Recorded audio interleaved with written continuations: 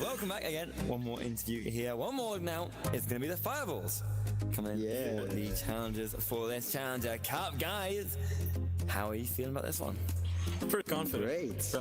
Yeah. Since I joined, as I just said, we have pretty fast stacks. Yeah, we're good. Nice. Always good. When did you join Hyper? I don't know. I think like 2 months ago. Yeah, 2 months ago. Yeah, Oh, not long. That's very new. How are you finding it for the team? It's very great. It's really organized because of, Quackheads, Tomic, GB. It's been a very long team. But what I find weird about it is just that everybody calls the Fireballs trash. Like, nothing against them. Everybody is just calling them trash. Sure. We get underestimated a lot. Yes, and that's what I like. When since I joined, I just love this feeling of getting called trash and then just destroying them. That is wild. Yeah, I remember you guys, one of your first matches we played against you, and Pyro was like, go easy on them because they need to learn. And now here you are in the Challenger Cup, coming out there trying to get that master. It honestly, you come such a long way. What do you reckon is the... Oh, sorry. Yeah, go on. You go on, Hyper. You go on. Come on, no. Come on, you go on. What do you reckon it is that you guys have done that's improved you the most over that time to go from bronze to diamond and then nearly master in like one season, pretty much? Yeah. It's really sad because we missed the master qualifiers, so we now have to get because the we didn't recalculate. Yeah, we didn't recalculate. We forgot. Just like Phantoms. I know. Oh, that's a shame. Yeah. But what is it you reckon that's been able to get you that huge improvement? Me, of course. I'm the huge improvement.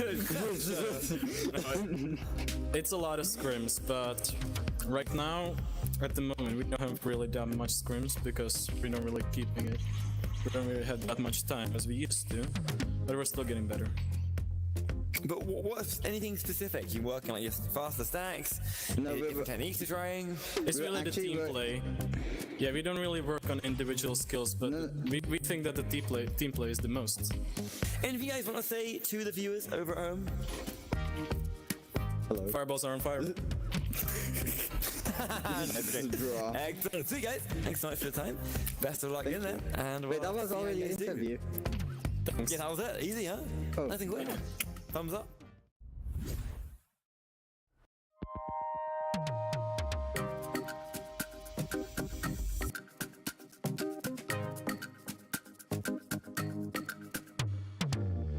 Right, hey guys, welcome back to another one. We're here again for these Challenger Cup interviews. I have with me the wonderful lads here of Protocol. Guys, how's it going? Oh, it's going well. It's going very well, yeah. I'm tired. Just ask what her name was. Don't tell them that. Oh, what I I'm very professional here. I'm like, I know all the EU teams, guys. Absolutely. You guys. So, guys, coming into the Challenger Cup, who are you most worried about? Ourselves. We are very scary people. I mean, how are you feeling generally then in the Challenger Cup? Are you? There are 3 spots basically. Are you optimistic? Yeah, 3 spots because there's 9 master teams now. One's dropped out. 3 spots. 3 spots available. Proof? I think, yeah, look on the announcements. There's But anyway. surely because This smells like promotion. That's what I'm hearing, lads. Wait. boys. Figures like Boys. I've been telling everyone there's 3. Nah. Maybe it might. So guys, there's 2 spots going, by the way. Yes. As I said. Are you optimistic? Well, knowing that there's always been 2 spots, I got to say, we may have a chance, yeah. Mm-hmm. What strategies have you guys been working on recently to try and get you this spot in the master? We can't tell you much. It's all classified information. We've been practicing, patching and passing the disc. Anything else you guys want to say before we end out here for our viewers who are watching along eagerly for their matches? got one for Sion. Phantom's game. He knows what we're talking about. Exactly. You're not here. Hi! Right, guys, that's that done. Thanks so much, guys, for joining in here, and best of luck in your matches. My thumbs We'll don't see work. you in the. I'm doing the outro, Starkey. We'll see you in there. If you cut out all the funny parts, I'm...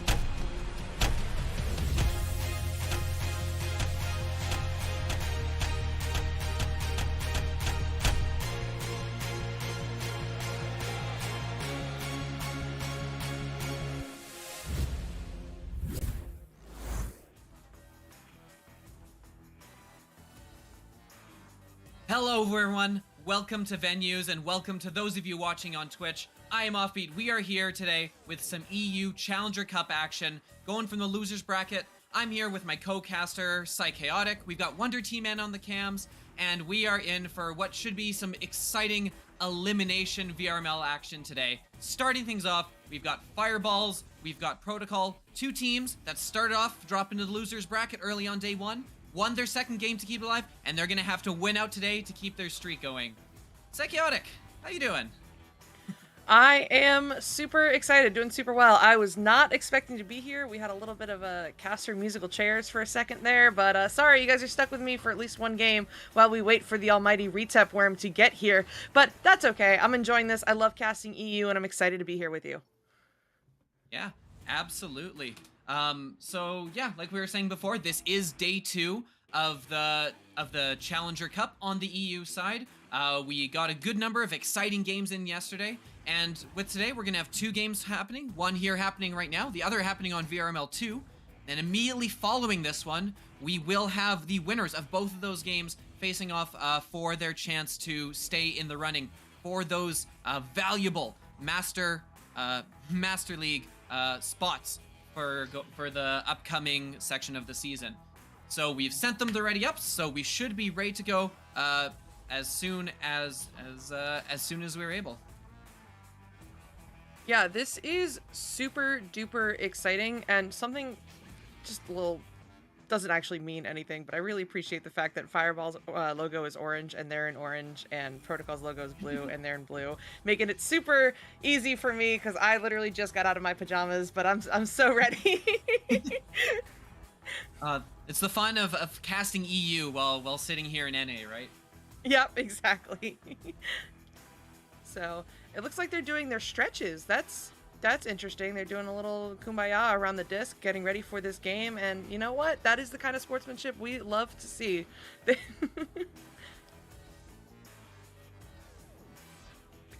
Yeah, you know, it would be nice if they could move that to the tubes and press the buttons to ready up. We did ping them, right? we have pinged them. We pinged them a couple times. But while we're waiting for them to see that, let's take a look at kind of what these teams have done to get here to earn their Challenger Cup roles. Fireball's a team that's come in here with 6 wins on the season. Or, sorry, rather a 4-4 win on the season. So fairly average. Probably had a decent starting spot and have kind of been kind of keeping a half and half season going so far. They have lost their last 2 games coming into this Challenger Cup.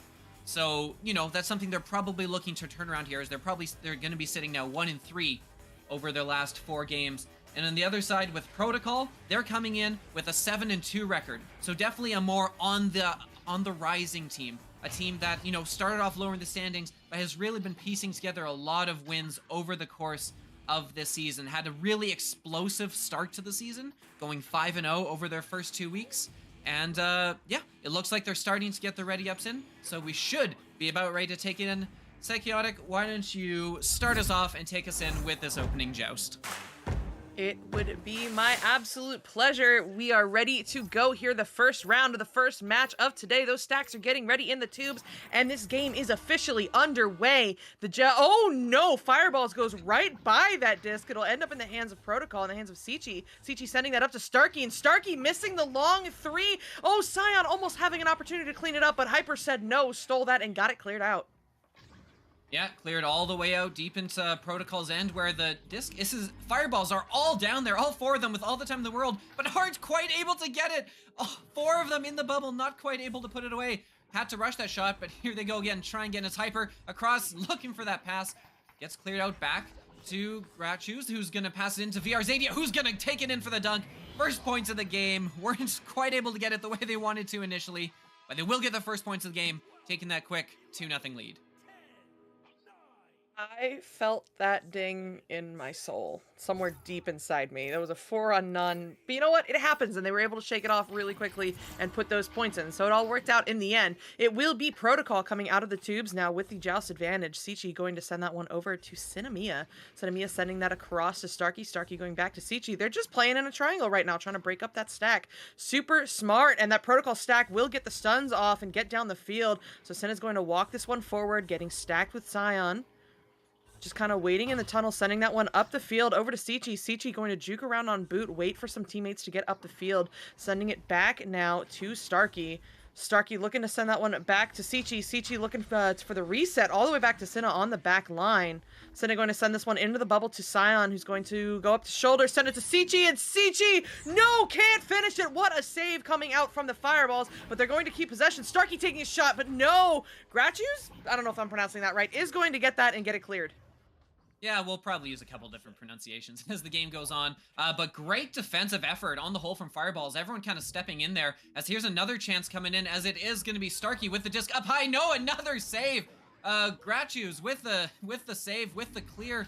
Still not quite getting it out, though, as Protocol, nope, not able to get it. Right as I say it, Fireballs are going to clear it all the way in. They've got a good bounce. Who's going to be the first to it? There's no stack coming in super quick. And Cinemia is going to get it. Look to send it up to a teammate, but isn't quite going to get out. It's going to bounce, land around trap, and it's going to be picked up by Hyper, who's going to reset it back to VR Zeta, and they'll take their time as the Fireballs look to move it into the offensive zone.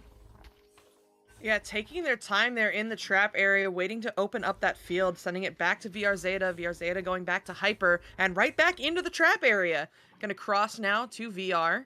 He's going to bounce off the bow tie, looking for that space, drawing out that pressure from Sichi before crossing it over to GB. GB looking to send it into Gratu's. Gratu's driving into the bubble, going to look for that cut to Hyper. Hyper's going to drive in one more cut, but no. That cut is going to miss, and it's going to bounce out of the bubble into the hands of Hyper, but no, Sichi's going to get that stun and get it cleared. Yeah, here comes the stack. It is first gain to the disc is Protocol, as right now we have Starkey with the disc clearing in. He's got an open teammate. Cinemia looking for that cut pass. He's got a man underneath. Oh, whoa! As I'm stumbling over my words, Sichi is able to scoop up that disc after missing it initially under the goal and gets just a wild over the back shot, putting that in past the goalie, tying this game up at 2. What an insane angle. I thought for sure he was going to look for the second cut there, but no, he said, I'm going to take that one myself. It will be GB QBing for the Fireballs for the first time this round, this game. He's going to send that one up the field to VR Zeta. Zeta looking across to Hyper.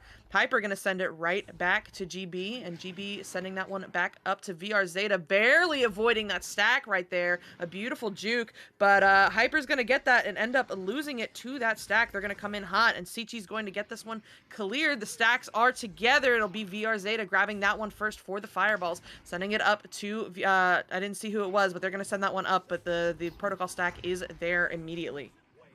Yeah, and it's going to be cleared back in as, Fireballs have been doing a decent job of holding the disc, but haven't been able to move in. But now it's going to be Cinemia with the disc, looking for that cut, and that is going to be Starkey putting it in for a quick 2 points the other way.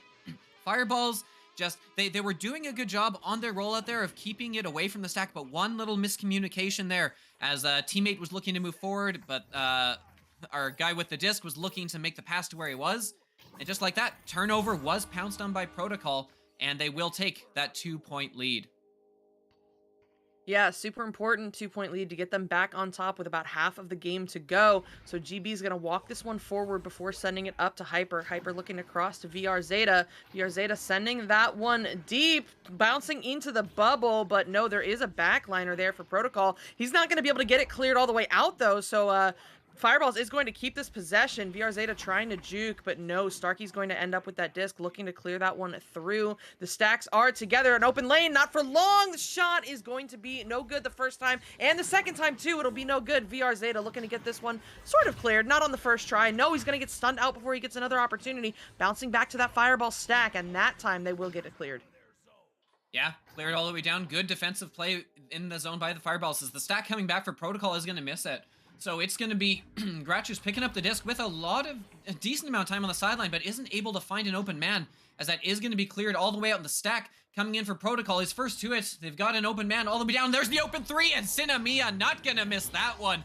Great little turnaround to take advantage of the fact that they got downfield so much quicker than the Fireballs. A great 3. Biggest lead we've seen so far this game, 7-2. That had some zip on it. The immediate reload, wasting no time taking that shot, and it's an 18, so you made Sai happy. Thank you. But GB is going to pick this one up now, sending it up the field. It's not going to connect with any Fireballs player. It's actually going to be picked up by the Protocol stack. They can't get that clear, though. Not the first time. They will recover it from that other player. Another open lane for Starkey. He's going to take it and make it for another 2 points. Protocol is starting to run away with this one. Yeah, seemed pretty even coming out of the gate, but Fireballs just haven't been able to get set up in that offensive zone over the last 5 minutes or so. They really have had some trouble with getting the passes and getting just their rollout past that initial stack, which has been doing good work on the Protocol side of keeping up with the disc and making the plays, as Hyper is going to duck under that stack and look for a teammate. They've got it up to Gratu's, who's going to miss that pass, was looking for a stack, and again, that's going to be another turnover as it's cleared all the way in by Protocol. Yeah, Fireball's doing some beautiful work getting it up to the midfield, but then that's when that backstack kicks in and they're just able to steal it back from them before they can do anything with it. Another shot coming through from Protocol, not good the first time. Not good the second time either, as a big save comes in from VR Zeta. VR Zeta looking to get this one cleared through, bouncing around in the tunnel area. It's picked up by Starkey, but VR Zeta stealing it again, sending it into the bubble. Who's going to be there first? It's going to be Fireballs. And no! Another big save coming in from Scion, looking to get that one cleared up to Starkey. Starkey sending that one upfield. Scion with the first technical save. Oh! As I say that, getting back really quickly to take away that angle is a stack of 3 Fireballs working their way back. but it is still picked up by Protocol, who's got it under the net. He's got a lane. No, he's not going to quite get to it as he gets stunned on his way to the goal. But Protocol is going to keep possession. They've got open man on Nest, and there we go. Sion putting it in, getting the save way back on his own ends, and getting the goal up here to take it up 11-2 with only 2 minutes left in the round. Yeah, there was almost a momentum shift there when Fireballs had that 3-on-0 with the bubble, but that stack from Protocol able to get back just in time. But it's okay. They're going to have another opportunity here and now as GB is going to take that one, send it up to Hyper, barely avoiding that stack, sending it up to VR Zeta. VR Zeta looking to cross over to Grachus, and Grachus is going to get stunned out by that stack. That stack is just insane. Starkey looking to get this one cleared, bouncing wildly toward the boot area. VR Zeta going to be there first for the Fireballs. Can't quite find the clear though. It'll be recovered by Cinemia. Another opportunity here. No. Bouncing off the shield into the back line. Going to be picked up by Grachus, and Grachus is looking to get it cleared. Yeah, Grachus going to clear it down. We'll see if Fireballs can get to it again. They're going to be first to the disc. Let's see if they can take advantage of this. If they got the 3-on-2, Grachus moving it in, and it will go in as Cinemia not quite able to hold on to that one or grab it just soon enough. And they will cut the lead here to 7 points, but with just a minute left, it's probably not quite going to be enough. We'll probably be looking to see Protocol take this round 1. But hey, important points for the Fireballs, important points to kind of get themselves back on the right footing and to make sure they're really equipped for round 2 here. Yeah, for sure. If Fireballs could get another set of points going into this next round, I think it would do wonders for them. But no, that one going into the hands of Cinemia. Sichi going to finish the clear, going to bounce in toward the bubble area. But no, the stack is going to overshoot it. At first, at least, it'll be recovered by Sichi, getting stunned out by Grachus. Grachus getting stunned out, picked up by Sion. Sion, Cinna, and Cinna's going to put it away for another 2 points for Protocol. Yeah, Cinemia doing a great job there of not being tempted to jump in and join the little fury around the disc. Instead, getting himself in a good open position for when his team would get the disc, and is able to finish that one off nicely because of all the open space he had set up for himself. As we hit the last 3 seconds of the round here, Fireball's going to do one last little flip to try and get it upfield. Won't be able to get it there in time, and round 1 is going to end with Protocol taking it 13-4. Yeah, decisive victory there for Protocol, but I do not think it is over for the Fireballs. You know, we saw at the beginning of that round, Fireballs were able to hold them off for a while before they started running away with that momentum. So if they get back into that headspace where they're playing evenly with Protocol and they're cleaning up those little mistakes and they're getting around those stacks, it's certainly not over. You know, we really only saw them run away with it in the last 3 or 4 minutes, and I think if Fireballs goes back to those first 6 or 7, it's going to be a different round 2. Absolutely. So now we're going to get to Offbeat's patent pending 2 points of improvement for the Fireballs. 2 points. That's how long regular good quality lists are, right? Top 2. The 2 things I really want to see them pick up this round is I do want to see them pick up on their rollouts. When their strikers are getting the disc, they are holding onto it a little too long and thinking that they're able to make the jukes around that Protocol stack. And that is costing them as they're running out of time. They got to identify, once they get that, they've got their reset options back. They got to take advantage of those and use them because they are losing the disc often there and it's preventing their rollouts. Second point that I want to hit on is Fireballs have had a lot of good scoring chances here. Even in the times where even in the times near the end where they were getting outscored, they've been having those chances. They just need to stop panicking when they get the disc in advantage situations and finish those chances. As here we go, round 2. Psych, take it away while I get some more. Oh, good. Fireballs with that first possession, but they're not going to be able to hold on to it. Asichi is going to steal that and try to get it cleared. Not quite getting all the way through, though. Not the first time, but Sion is going to finish that clear the second time. Bouncing into the bubble, going to be Sion there first, taking that bounce shot and putting in the first 2 points of this round. Some beautiful work there to stop Fireballs in their tracks and get that downfield for the clear and boost. Great job by Protocol. So now we will have the Fireballs coming out of the tubes for the Joust advantage for the first time this round. Yeah, that hurt to watch. Hyper was so close, got there, got it back quickly, got himself into a good position, but just wasn't quite able to read the angle on that bounce in time as his hand just missed the disc. But it's Hyper now with the disc, has a little more time, got a stun from his teammate, And so they'll move it into the offensive zone with the stack partially broken. So they'll have a little bit of time to get set up here. Doing a much better job now. As they've got to open on Bowtie. They've got a man on boot. Not quite able to connect with that one, though. As a good shield by Starkey is going to give him a lot of time to look for that clear. And gets it all the way up to teammate Sion, who's going to clear it. No, was looking for a teammate, but good backstack by Fireballs. And they'll retake possession. Ooh, not for long, though. That protocol backstack there, you know, just always there. Going to take that one and send it up the field to Cinemia. Cinemia is just kind of lurking outside the bubble right now. And no, putting it into the hands of Gratus, who's going to send that one up the field, bouncing off of Pac-Man, bouncing low. GB with the open net, but no, that was a really tough angle. They weren't quite able to get it done. Sion is going to recover for Protocol, sending that one up to Starkey. Starkey looking to send that one across to Sichi. They're playing really slow right now. You know, all the Fireballs players just ran back to their side of the field, but now they've got the whole field to work with, but except for Hyper, and Hyper's going to get it done on his own. Can't hold on to it, though, so that will get almost cleared again. VR Zeta going to recover that one, sending it over to Hyper on the bounce. Hyper sending that one up to GB. GB getting stunned out by Sichi. Didn't see him hiding in front of Bowtie. Sichi looking to take that mail slot, maybe? No, bouncing off of Bowtie into the hands of Hyper. Yeah, Hyper's got it now, and the Fireballs still only down by 2, so they still have lots of time. They can take their time moving it up here as he goes for a complex bounce pass that isn't quite going to land. And Protocol with a lot of time, it's going to be Cinemia taking it back, and they'll probably look for that kind of slow approach here. They don't want to clear. They don't want to. They don't want to rush anything right now. They want to take advantage of these opportunities. But the final clear there isn't quite going to make it through, as it's going to get picked up by Starkey. The loose disc is picked up, reset back past the defenders.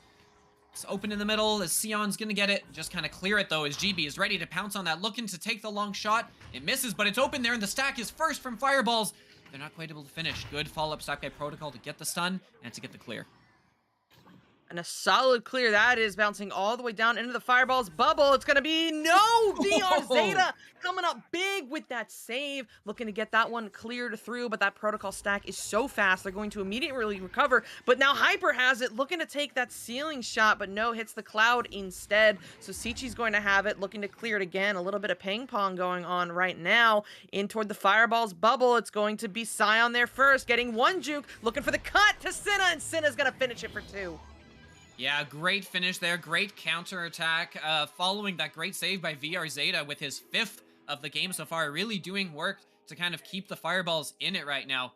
Want to say a special shout out thank you to Savage Lord in the Twitch chat, making sure Wonder T-Man knows that the camera work he's doing is being appreciated. He is really a gift to the league with his excellent camera work. As now it's going to be Fireballs. They get the clear in, but don't quite see that the disc has made it near them, as it is going to be Sion picking up the disc and clearing it back down. He's got a teammate at Cinemia on the left side looking for that open 3, not quite able to connect. As Fireballs with the disc, they're going to look for that clear, and they're going to get it at least out of immediate harm's way. Yeah, but that Protocol stack was already back there waiting for that clear. They broke up, but still ended up with it anyway. Starkey sending that one back to Cinemia on the back line, sending it back up to Starkey, but that Fireball stack showing that they're here to play too, sending it deep into the bubble, looking for that bounce shot, and they're gonna find it just like that. They were down by 4, and now they're down by 1. Wow, an incredible shot. I don't even know if that was an attempted shot, because you could see how both stacks were just looking to find each other and get down there as quickly as possible. But then, whether because they couldn't get a hand on it or because they could see the angle coming in, they just let it bounce into the net for the 3. And that is exactly what the Fireballs needed right now, as they cut this lead to 1, and most importantly, to 1 score. With 5 minutes left, it has been a fairly low-scoring affair in both rounds. And so these points are going to make a big difference, as Protocol is able to get that clear all the way down into the Fireball side, where the Fireballs will have a good stack back. They'll have it. They'll have some time. Let's see what they have to do here. Yeah, it looks like they're going to attempt the dribble play maybe, but maybe a little miscommunication there, as the Protocol stack was already ready. Up to Cinna. Cinna looking for the shot, but no, it's going to go high, and they can't read it, so it's going to bounce all the way out of the bubble into the hands of Gratus, who's going to juke around and get rid of that pressure. Looking to send it right to that stack. Hyper and GB are together. No, they don't stay together for long. They get stunned out, which means Sion is going to be there first for Protocol.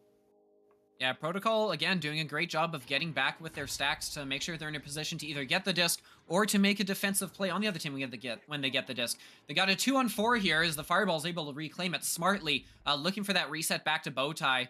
You know, you're only down by 1 point here, and you've got a 2-on-4. You absolutely take that. As you got an open cut. Oh, no, a great save by Cinnamia. As the cut was there, he was alone in front of the net. Not quite able to finish, though, as it's going to be Starkey clearing it all the way down, and the stack coming in. It's going to be Cinnamia getting to it first. Great little turnaround there from Protocol, restoring their lead up to 3 points now from 1. So still technically only a 1 score game and 3.5 minutes to go. I mean, even the fact that it's only 1 score doesn't really matter. You still got plenty of time for 2-2s. But if you want to get it done quickly, 1-3 is all you need.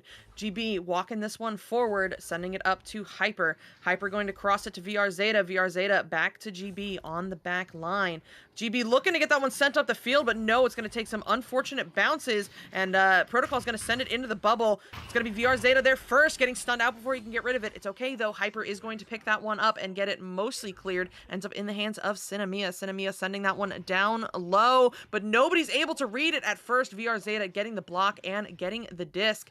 Looking to get that one cleared. No, finds the lip of tunnel instead. It'll be Hyper coming away with it, looking to clear that one high, but no, still bouncing off of Geo. Can't get this disc cleared, so Starkey's going to have that, and they're going to have another opportunity for Protocol.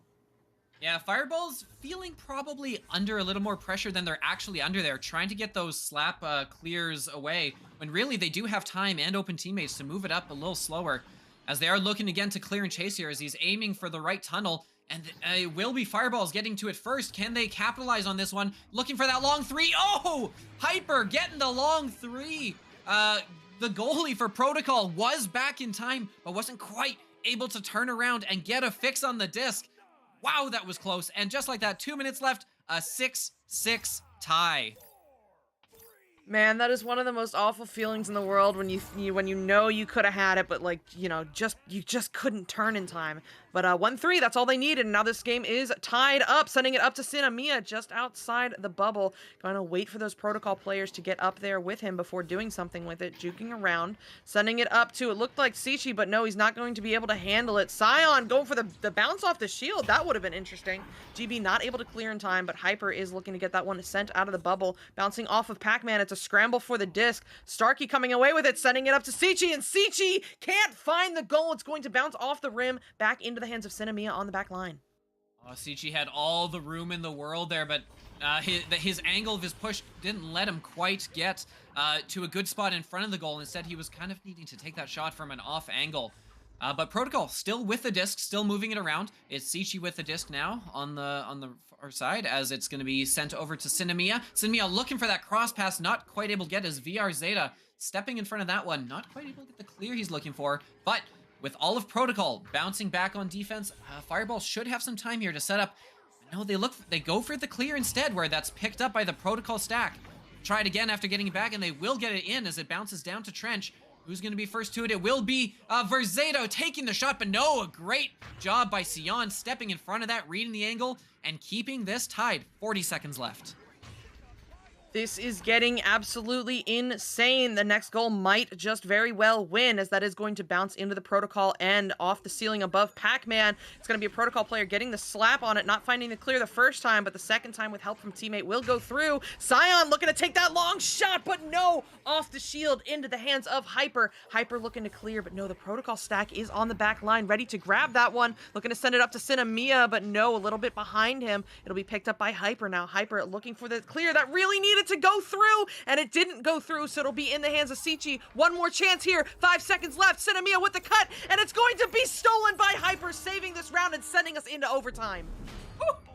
Hyper just, wow, doing everything he can to keep that one out. He was all over, somehow getting himself to the disc just in every moment he needed to. Still rushing those clears a little bit, either not quite getting them on target or clearing them when he didn't need to rush it. But in the end, getting that clutch play at the end to make sure we get to overtime. And it's VR Zeta going quick, getting the disc, looking to clear it in, has some teammates coming in. Who's going to get the loose disc? It is going to be Starkey, and Protocol is going to look to clear. Doesn't get out, though, as there's going to be a loose disc down in the corner. Ooh, GB able to pick that one up, sending it to VR Zeta on Bowtie and keep the possession. GB looking to send it back across, but a little miscommunication there. It's bouncing loose back into the hands of VR Zeta, so Fireballs keeps this possession. Barely able to get that pass off to Gratu's in time. Gratu's looking to send it back to VR Zeta, but he was stunned, so it'll be recovered. Oh my gosh, he lost the disc, ends up back in the hands of Fireball. They're still holding on to this possession. The slap comes out, so it's out of bubble into the hands of Starkey. Starkey looking for the clear, hits the ceiling instead, so it's going to bounce low. Hyper's going to have this one, and Fireballs are going to set up again. Fireballs with probably their longest string of possession we've seen from them so far this game, as they've got chances, haven't been able to finish them, but have been doing a good job of recovering the disc. As a little bit of a miscommunication there, as VR Zeta's pass or Gratuus isn't quite on target. But again, Protocol playing far enough back on defense that they are able.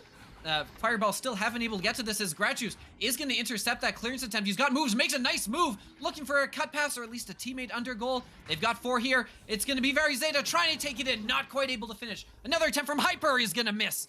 As with 30 seconds left in this overtime, it has been all Fireball's pressure, but they've been unable to finish. Hyper with the disc again, passing it over to GB, and they'll slow it down again, look for one last cut attempt. GB looking to cut, gonna bounce into the hands of Hyper. Hyper juking around, finding a teammate on the wall, and Gratu's is going to finish that one, finish this overtime, and finish this round. You know, I feel like we didn't say Gratu's name a lot that round, but man, did he just come in clutch there. Wow, great resilience from Fireballs, as they have just been locked in this overtime round. I don't believe Protocol ever had the disc for more than like a few seconds in that overtime. And in a game where whichever team loses here is eliminated from the tournament and from a spot in that Master League, both teams are coming out and bringing their all. Great little turnaround for Fireballs there. And I think I heard Luke come in. Luke, were you watching that game? You got anything you want to say? Oh my goodness. I mean, what a game. I think you said it best, Offbeat. I mean, Fireballs was just in control at the end of that game. I mean, Hyper, of course, with that clutch 3. But, I mean, they didn't give Protocol a moment. They didn't let them breathe. I mean, you know, you look across the board and you see every single player on the board, every single player playing this game. And I mean, round 2, it certainly was insane catching the last half of that one. But man, I mean, definitely a big shout out to Protocol. They started strong in that second round, but I mean, it's not about how you start, it's about how you finish, as there is a pause. So, you know, whenever we get to see these pauses, I always like to look at what the teams are doing, what they're spending their time on. And right now, you see Protocol stacking in the arena. They are trying to stay hype. They are trying to stay energetic. They are trying to stay in this game because they know that they want to keep on playing. But on the flip side, I mean, you see Fireballs. I'm not sure if there's a tech issue, but I mean, they're a little bit more stationary. Maybe kind of figure out their game plan. But I mean, if I was them, I would also always want to see just as hype. But I mean, mental is so important in these rounds, especially in these elimination matchups, as you both said. I mean, this is where it all counts. This is what it comes down to. I mean, if they want to stay alive, they have to win 3 games today. That's it. If they win 3 games, they make it into Master Tier. Congratulations. If they don't, well, you know, maybe next cycle, right? So, you know, I'm excited to see Protocol with lots of energy, but you know, maybe this pause. Who is this pause from anyway? This pause is from Orange. So there actually is a Fireballs pause. So I hope whatever this pause is, it looks like they are strategizing, you know, really able to change them around, because they did have lots of control. But as you said, Offbeat, they certainly didn't necessarily have the finish they were looking for, the finish they could have had. Yeah, absolutely. And it's no surprise to us that we're seeing Protocol out there kind of working on their stacks, because, I mean, the stacks have been their strength, their bread and butter. It's been what, especially through the first round, that dominant first round they had, it is absolutely what had been carrying them, what had been powering that explosive offense and that quick returning defense back when losing possession of the disc. And so we didn't really see as much of a dominant performance from that in the second round. Maybe it's just because of the style of game that was being played. It was a much lower scoring, much more careful, less rushed round, I would say. And so, yeah, I'm not surprised that I'm sure Protocol is really wanting to see a return to form for that first game. They loved the quick back and forth action. They were capitalizing on it as Fireballs now feeling ready, feeling confident, and we've got the unpause. We are going to be just about set here for round 3. Once again, round 3, best of 3, winner, moving on, loser, gonna have to wait until the next cycle to try to get that spot in Master League. Yeah, absolutely. So here we go.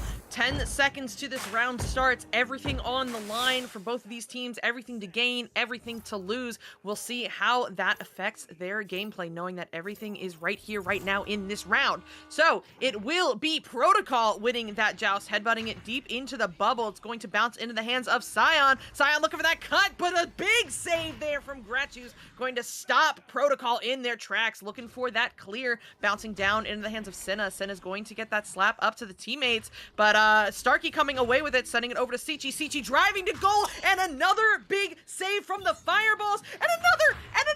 Oh my gosh, it's a scramble for the disc, and eventually GB will come away with it and get that one cleared.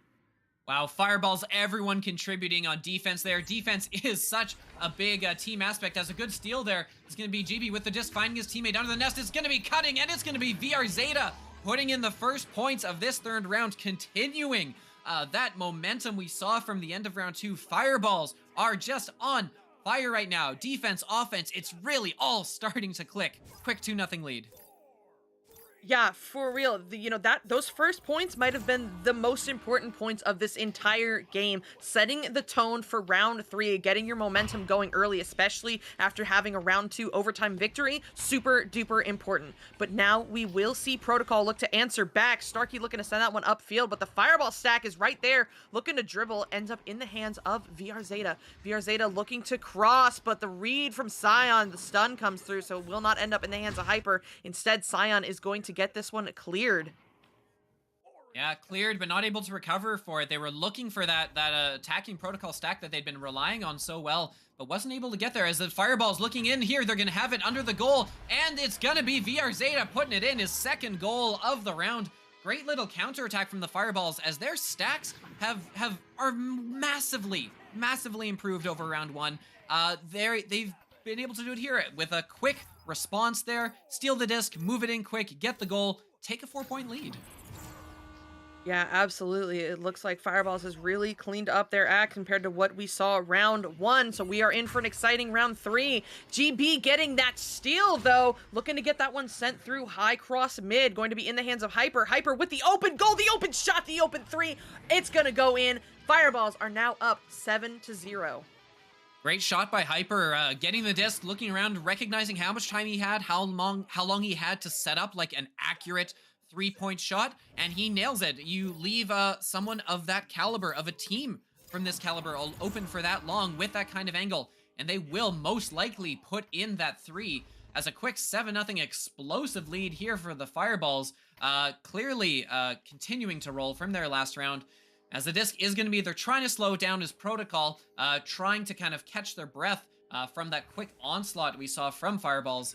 As it's going to be Cinemia looking for the lane to make that clear, has the lane, and it is going to be Starkey with the disc first. Oh, not able to finish. Great save from VR Zeta. Again, keeping the shutout alive as they'll clear it all the way back. I cannot believe what we just saw. Fireballs coming away with it now. Hyper going to send that one back to VR Zeta on the back line. The double reset to Gratu's now. Gratu's looking for that cross to Hyper. He is going to find it. Hyper juking around, drawing out that pressure before sending it back up to VR Zeta.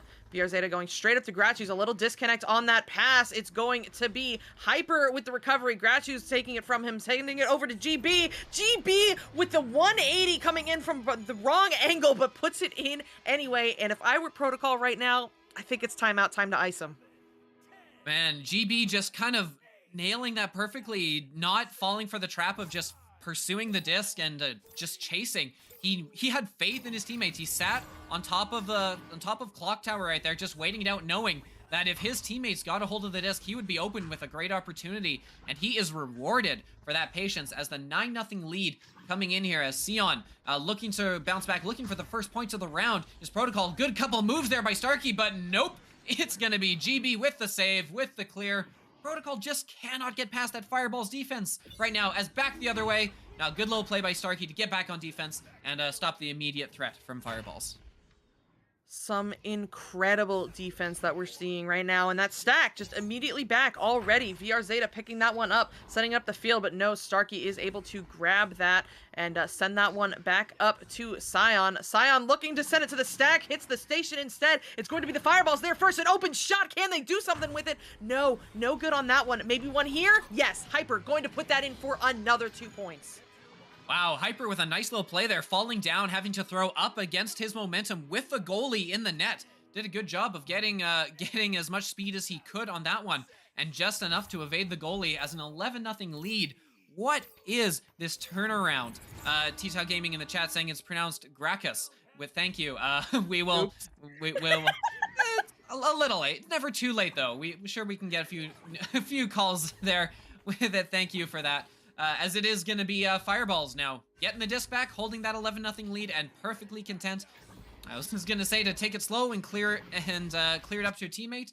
But after a little bit of loose disc shenanigans, they will just toss it away, play it safe, and regather. Yeah, it will end up in the hands of Scion. What a stun there. That was beautiful. Cinemia stretching to grab that one, though, so he's going to slow this one down just outside his own bubble, drawing out that stack before sending it over to Scion. The stack is broken now, so he's going to send it to the stack of his own. Starkey looking to get this one cleared deep, bouncing down into the fireballs, and it's going to be Gracchus recovering. Yeah, we can say that right now. Hyper looking to clear that one, but it won't go through. Scion picking it up, but it's going to be immediately in the hands of Gracchus. Gracchus trying to make me say his name as many times as possible correctly, but he's gonna get that one cleared through. Yeah, great little clear as Hyper. Here comes the stack right on the counterattack. Oh, not quite able to finish his VR Zeta. Good defensive play, but Hyper will scoop up that rebound. Will put it in through the back of the goal for a nice easy 2 points. 13-0 as nothing's looking like it can stop the Fireballs right now. Up 13, 3.5 minutes still to go. Might even be thinking mercy. Maybe they do have time for it, so we'll see. Or maybe Protocol will start their comeback right here, right now. But Sichi going to send this one all the way up the field. No, the ding. That was so unfortunate. That would have been huge for them. They are going to mostly keep the possession, I think. Yes, it will be Senna coming away with it, but no, VR Zeta with the steal, looking at that open goal, sending it down low into the bubble, picked up by Starkey. Starkey trying to clear, hitting the boot instead, right into the hands of Hyper. Hyper juking around, trying to get rid of that stack, sending it over to Gracchus. Gracchus not quite able to handle it, sending it over to VR Zeta, but no, it'll be recovered by Starkey, and Starkey's going to get that cleared. Yeah, cleared all the way down. And some awkward bounces, though, are going to put into the corner where it's actually going to be Sion with a lot of time. Has a teammate under the goal who's picked it up. He's looking, got on top of the goal, and there it is.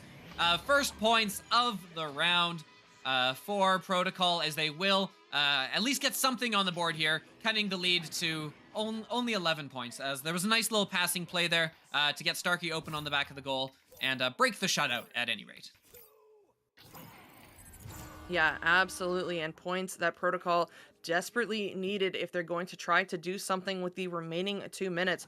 GB perfectly content to wait for that pressure from Protocol, ends up getting it off, and it will be Hyper with the disc now, juking around, looking for those open lanes, opts to cross it, but no, it's going to take an unfortunate bounce. Gracchus recovers it anyway, though, juking around on the double diamonds, looking for that space, looking for those options. Going to draw out that pressure before sending it back to GB on the back double diamonds. GB sending that one up the field to VR Zeta. VR Zeta walking toward the bubble, but resets it anyway without any pressure. So Gracchus is going to have this one. Juking around Starkey, sending it back up to VR Zeta. VR Zeta going across the GB. They're just playing the possession game right now. Super duper smart. And sending it over to Gracchus again.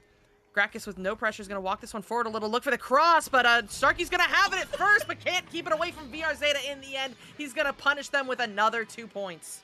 Did he just throw that back over his back to put that one off the bounce?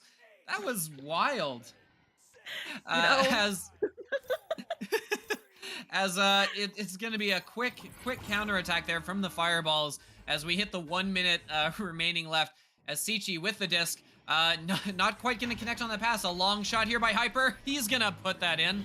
18-2 as Fireball's trying to show that Protocols 2 there was a bit of a fluke, and they're still in control of this game here. Wow.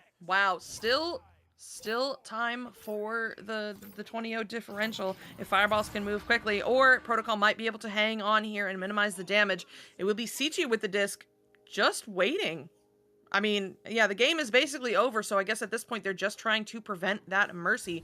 Sichi going to send this one over to Starkey on the cloud. The big stop from VR Zeta. VR Zeta looking to shoot, but Sichi on the back line said no. Stole it. Tried to get it cleared through, but GB is there for the Fireballs. Looking to cross it, but a little disconnect there, so it's going to bounce loose into the hands of Sichi. The stack is there for Protocol. Can they maybe get one more set of points? The shot coming through now from Sichi, but no. And that will finish this game in round 3. The Fireballs will move on in this Challenger Cup, and I'm sorry, Protocol, but you are done this time around. Yeah, great play by the Fireballs here, especially over rounds 2 and 3. Luke, you got to watch this full round here. What were you seeing? Oh man, I mean, we were living in Fireball's world, and we were playing Fireball's game because Protocol had almost nothing to their name. I mean, I know we want to play the next one. Congratulations to Quackheads, who did defeat the Arena Wolves in 2 rounds, so we'll be Fireballs against the Quackheads coming up next. But I mean, Fireballs, they took the pause before round 3. And, you know, we saw them strategizing, and man, did they strategize? Did they change their gameplay entirely? You know, huge saves across the board. I mean, and partially, you know, that's huge respect to the team. I mean, Zeta with some huge saves, coming down, scoring, you know, just playing everywhere in the field. VR Zeta was the one to watch. Gracchus, of course, absolutely cracked. Hyper with some beautiful dimes. But the team play from the Fireballs was what won them that game. I mean, Protocol weren't given space to think. They weren't given time, and most importantly, they were rushed throughout that game so that they didn't have time to try to pick a pocket. They didn't have time. They just went for the shot. And therefore, they made an easier job for the goalie, an easier job for the defense, and an easier job for the team to get that win in round 3. So an absolute amazing reverse sweep. And, well, let's see how that translates to this next game, because they are going to be coming in hot against the Quackheads. Yeah, absolutely. That's the momentum we want to take. And like we said, Quackheads winning their game over on our other channel. So stick around here as we will be getting these teams all set up, and we will be bringing you another exciting round. Still, again, elimination play here. Whichever team loses is going home. So stick around. We'll be back shortly with Quackheads versus Fireballs. Don't go anywhere.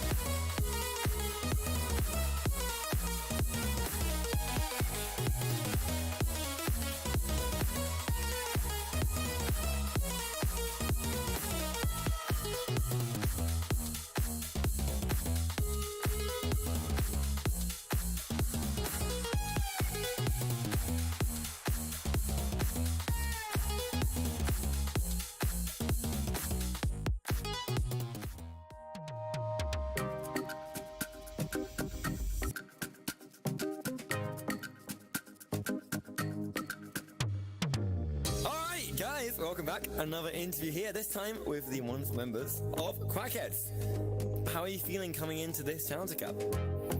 How are we feeling? Well, my teammates are hiding down here. I think that's a little bit, I think that might be reminiscent of what we'll do. Just hide. We're going to hide in the corners. I think that's what we're going to do. We're going to hide behind the blocks and turn it into a big game attack. You're feeling optimistic then, yeah? You're feeling like you're going to be on this game? I mean, Oculan, over that, experienced obviously in this. Anyone you're particularly worried about coming up against?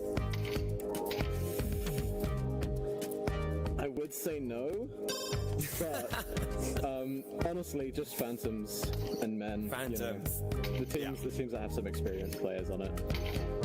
Do you think you got a good chance to make it in that top 3 then? We'll find out tomorrow. Or not tomorrow, Friday. These are literally going to be our first matches with Alan Is there? Yeah. in the cup. So Ooh, okay, hey, what are you doing differently then to try and get everything flowing, the chemistry and all that? I don't know, middleman. What are we doing? Middleman, go on, why don't you tell us? Come on. I mean, I said don't ask me questions. We're going to what are we going to do? We're going to play tag. I mean, from my Play tag, view, yeah. it the pink, feels... some trench tennis in round 2. What's Think the Pink? Sing the pink. You never played Sing the Pink. It's a trick shot. Okay, can I give it a shot? Where? Yeah, give it a shot. Okay, all the way around it. It's looking good.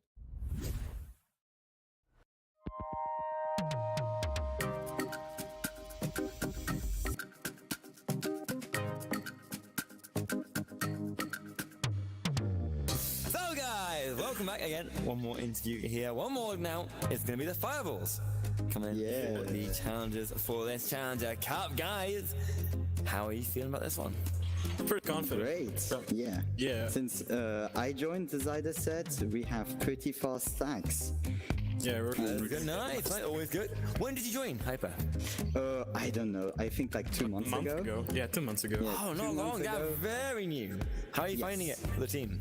It's very great. It's really organized because of, Gracchus, Tomic, GB. It's been a very long team.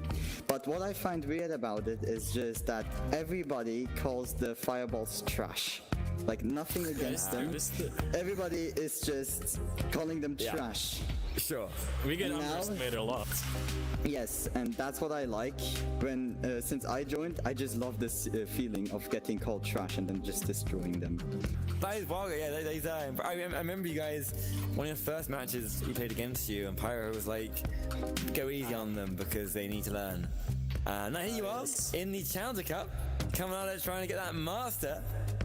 It honestly, guys, you come such a long way. What do you reckon is the... Oh, Go on. sorry. Yeah, go on. You go on, Hyper. You go on. Come on, no. Come on, you go on. What do you reckon it is that you guys have done that's improved you the most over that time to go from bronze to diamond and then nearly master in like 1 season, pretty much? Yeah. Yeah. It's really sad because we missed the master qualifiers, so we now had to get Because the we master didn't 2 challenger. recalculate. Yeah, we didn't recalculate, we forgot. Just like phantoms. I know. Oh, that's a shame. Yeah. But what is it you reckon that's been able to get you that huge improvement? Me, of course. I'm the huge. It's a lot of scrims, but right now, at the moment, we don't have really that much scrims because we're not really keeping it. We don't really have that much time as we used to, but we're still getting better. But what's anything specific? You working on like your faster stacks? No, different techniques you're trying? It's We're really the actually team play. Yeah, we don't really work on individual skills, but we think that the team play is the most. Anything you guys want to say to the viewers over at home? Hello. Fireballs are on fire.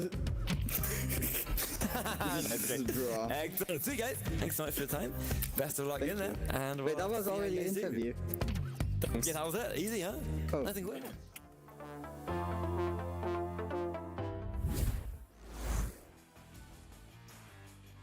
And we are back. We are live. It is an incredible time to be alive because this is the semifinals for, or is it the finals? No, it's the semifinals for the Challenger Cup EU. I'm the one you see next to me in the booth is the one and only Retep Worm, the OG, as well as on the sidelines is Offbeat with the big brain and Wonder T-Man with the cams to his name.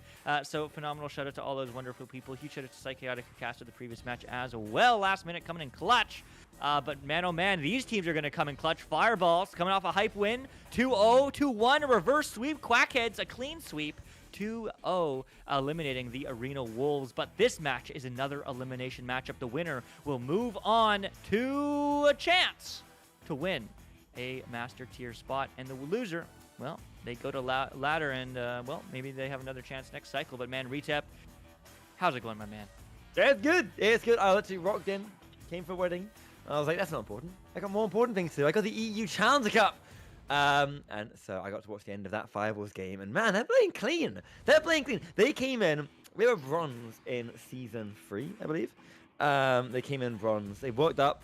They reached like Diamond Season 4. Here they are, playing Master, and playing incredibly well. So obviously coming in that game, it's going to be so good. Quackheads, established team for a long, long time. New versus old. It's going to be so good to see how they face up against each other here, and who is going to be able to come out on top with the win as one team does ready up. One more to go. When that happens, we'll be able to see. We'll be ready to see. We will be ready to see. I'm so excited. It's been too long since we've casted together. It is. And man, we've never cast together enough. But man, oh man, I mean, this is going to be an exciting time. These two teams, as you say, I mean, a lot of history behind them. You know, Quackheads, Fireballs. I mean, I remember casting them, as you say. You know, back in Season 3 when they were just a new team, and now look at them. You know, this is the dream, and this is why, you know, I always say that the only difference between your team, wherever you are in Master, is that Master has just simply played more as a team and individually than you ever have. So, you know, stick together. That's what the Fireballs have done. You know, keep on playing, and I mean, you can have some incredible moments. You know, of course, Gracchus, VR Zeta, GB, Hyper, popping off last match. I can only imagine Gobshite. Shout out to them in the Duckman land. I believe Gobshite runs it. The boss, Akual, and Middleman. Also, anyone who is going, see you there. I'm looking forward to it. Retep also is going, I believe. So we'll be your cast and crew alongside many others. But man, oh man, I mean, these are exciting people who've been around the VR and Echo VR scene for so long, and I'm so excited to see both these teams play. Yeah, dude, it's gonna be so good. Whenever they do ready up, I remember, like, honestly, when we played them in Season for free, it was like Pyro who was like, "Hey, go easy on these guys. You know, they're just starting out. Be nice to them." And now look at them. They're absolute titans. Now they'll crush you. Yeah, they would easily. They would slash us. They would beat us up. And so, you know, that's the kind of thing I love seeing. I love seeing them play every time. They have such great strats. Quackheads, obviously being established, they were playing. Now, someone tell me the history of Quackheads. I think they were preseason, but I could be totally lying to you. I might make that up. Do you know, Luke? Say again. Were they preseason? Whom? Quackheads? Yes, Quackheads. they were. Yes, they were. They're one of the Nailed OGs.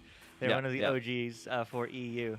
But man, oh man, also the OGs are you. Hey, shout out to all the viewers and venues in Twitch and Facebook Live and YouTube Gaming. Seriously, it wouldn't be the same without you. We wouldn't have so much fun casting and doing all sorts of crazy stuff with them. So, I mean, huge shout out to the community of VRML. If you do want to be a part of it, join us today, vrmasterleague.com/Echo Arena. Seriously, this league has grown so much season over season. If you look at the stats, they're public, and it's incredible how much we've grown, and it's all because of you wonderful people and wonderful smiling faces, and maybe sometimes unhappy faces in the crowd hanging out with us in the community. Also, huge shout out to IgniteVR.gg and the Spark application for providing all of our stream statistics, and of course, shout out to our sponsors: Fixed Gaming, HyperX, Asterion Products, Arma, ProTube VR, Rebuff Reality, VR Cover, VRware.net, Border Foods, and Viridis Media.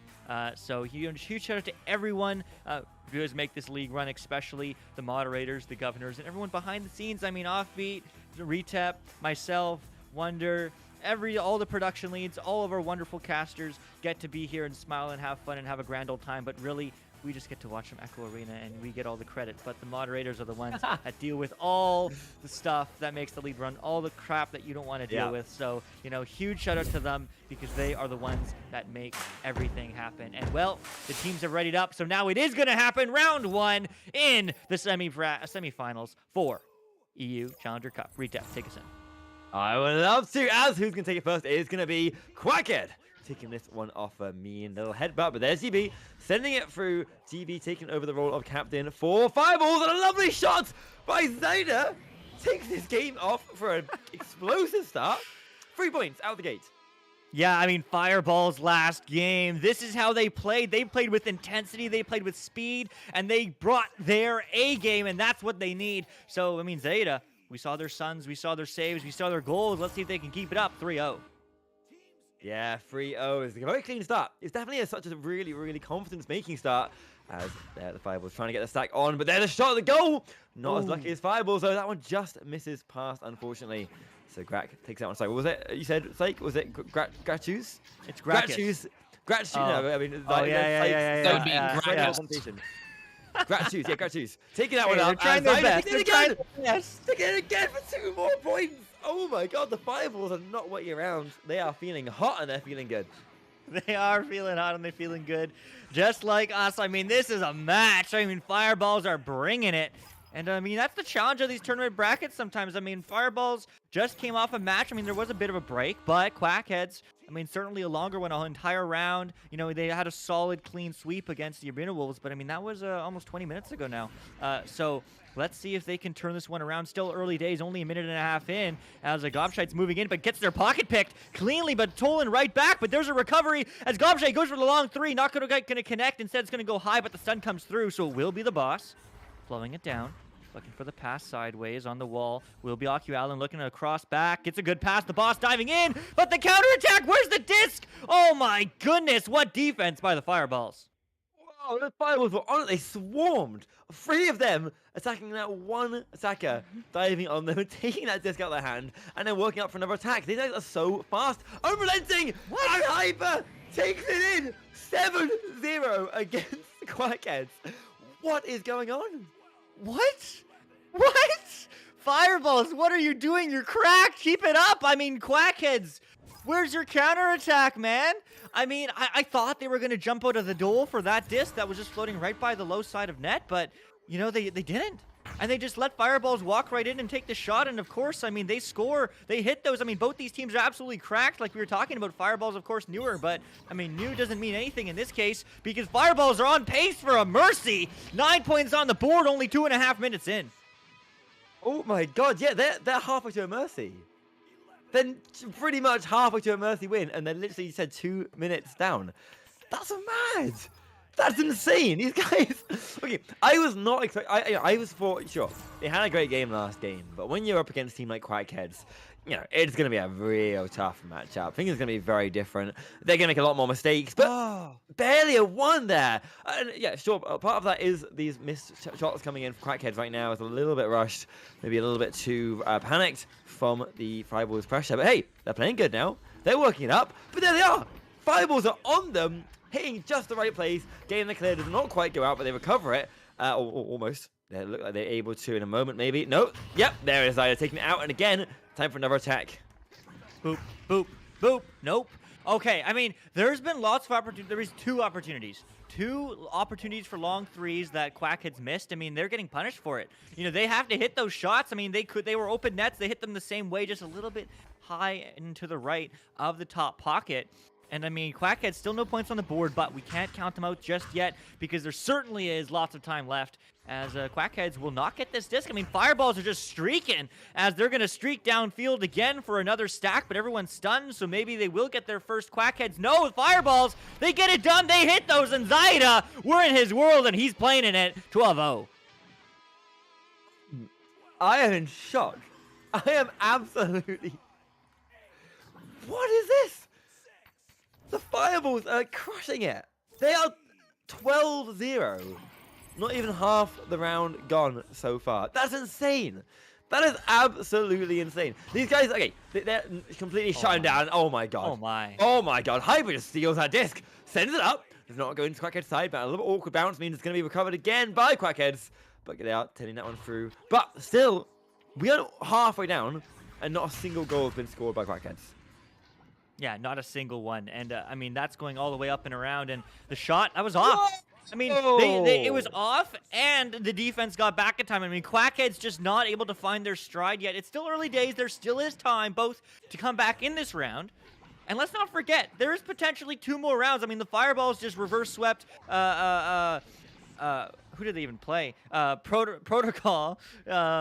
And I mean, they can reverse sweep Quackheads, or Quackheads can reverse sweep Fireballs. So I mean, don't count anybody out just yet. Still 4.5 minutes left on this game, in this round, as AquaAlan goes for the reset. But that's just low. That's just a mistake. I mean, Quackheads feeling the pressure from Fireballs, as Fireballs not able to clear either. But they finally do get it slapped down, and well, they're streaking down, as that is going to go wide. So Quackheads will recover. I'm not even playing in the arena, and I'm feeling the pressure from Fireballs right now. They're hot. I'm feeling the heat. And if you can't handle the heat, then you can't. Never mind. AquaAlan does manage to find that goal. They work it out. They get the stack in there. And this could be the start of something change. But Yeah, is it this going to be can't- enough to get them the round? Yeah, well, I mean, that's the question, right? But this is the prowess that you get when you've been a team since ESL season 1. That's what Quackheads has been, I believe. It's way beyond VRML. Like, I was this is a thinking that, yeah. team that has been together for so long, and that means your mental is good. Not all the time, you know, they're not perfect, but, you know, this is a team that understands that you play a point by point, you know, second by second, round by round. You don't get necessarily as tilted as quickly or at all, right? And I mean, that shows off. They got 2 on the board, 10-point game, 3 minutes and a half left. Still lots of time, and Quackheads are under pressure, but they look like they'll be finding their groove here. But Fireballs is not slowing down at all as they're moving in. The goalie is out, and the goal is good. 2 more, 14-2. 14-2. Okay. Fireballs, sure, they got 1 goal against them, but it doesn't look like it's translating into momentum. Right now, it's still just the Fireballs game. They're still coming in here, 12 points up, 3 minutes to go. Really, really playing this one strong and holding down the pressure as a missed pass from Orchid means it is going to go into the hands of Zyda sent upfield. Crack is going to chase that one down, hands on the disc, going to go backboard there, go for a little attack, and swing it in from behind. Crack getting another 2 points up. Wow. Wow. I mean, I'm so happy for Fireballs that they're absolutely popping off right now, but I am shocked. But I mean, Quackheads, they're Quackheads.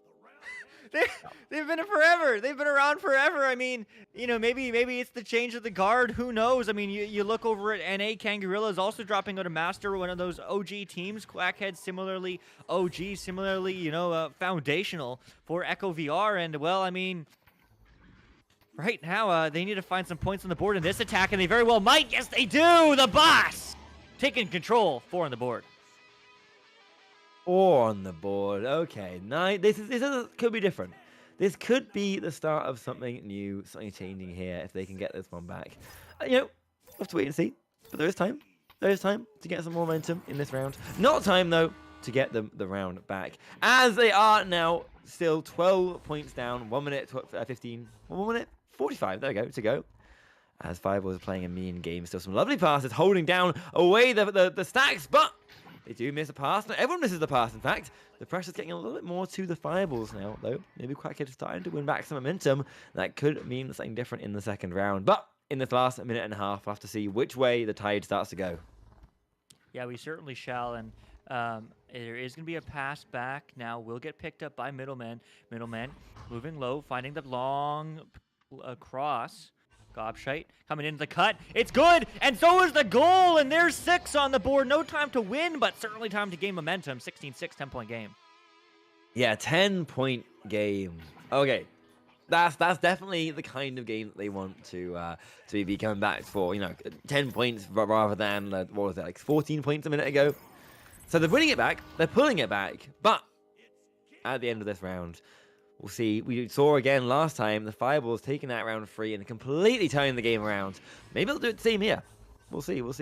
But right now we know that Zyda is with the disc, working it up, playing this very safe, watching this stack. They're just trying to get this one out of the way of the stack, find that pass forward, upfield all the way. There's a nice one. Now working into the enemy zone.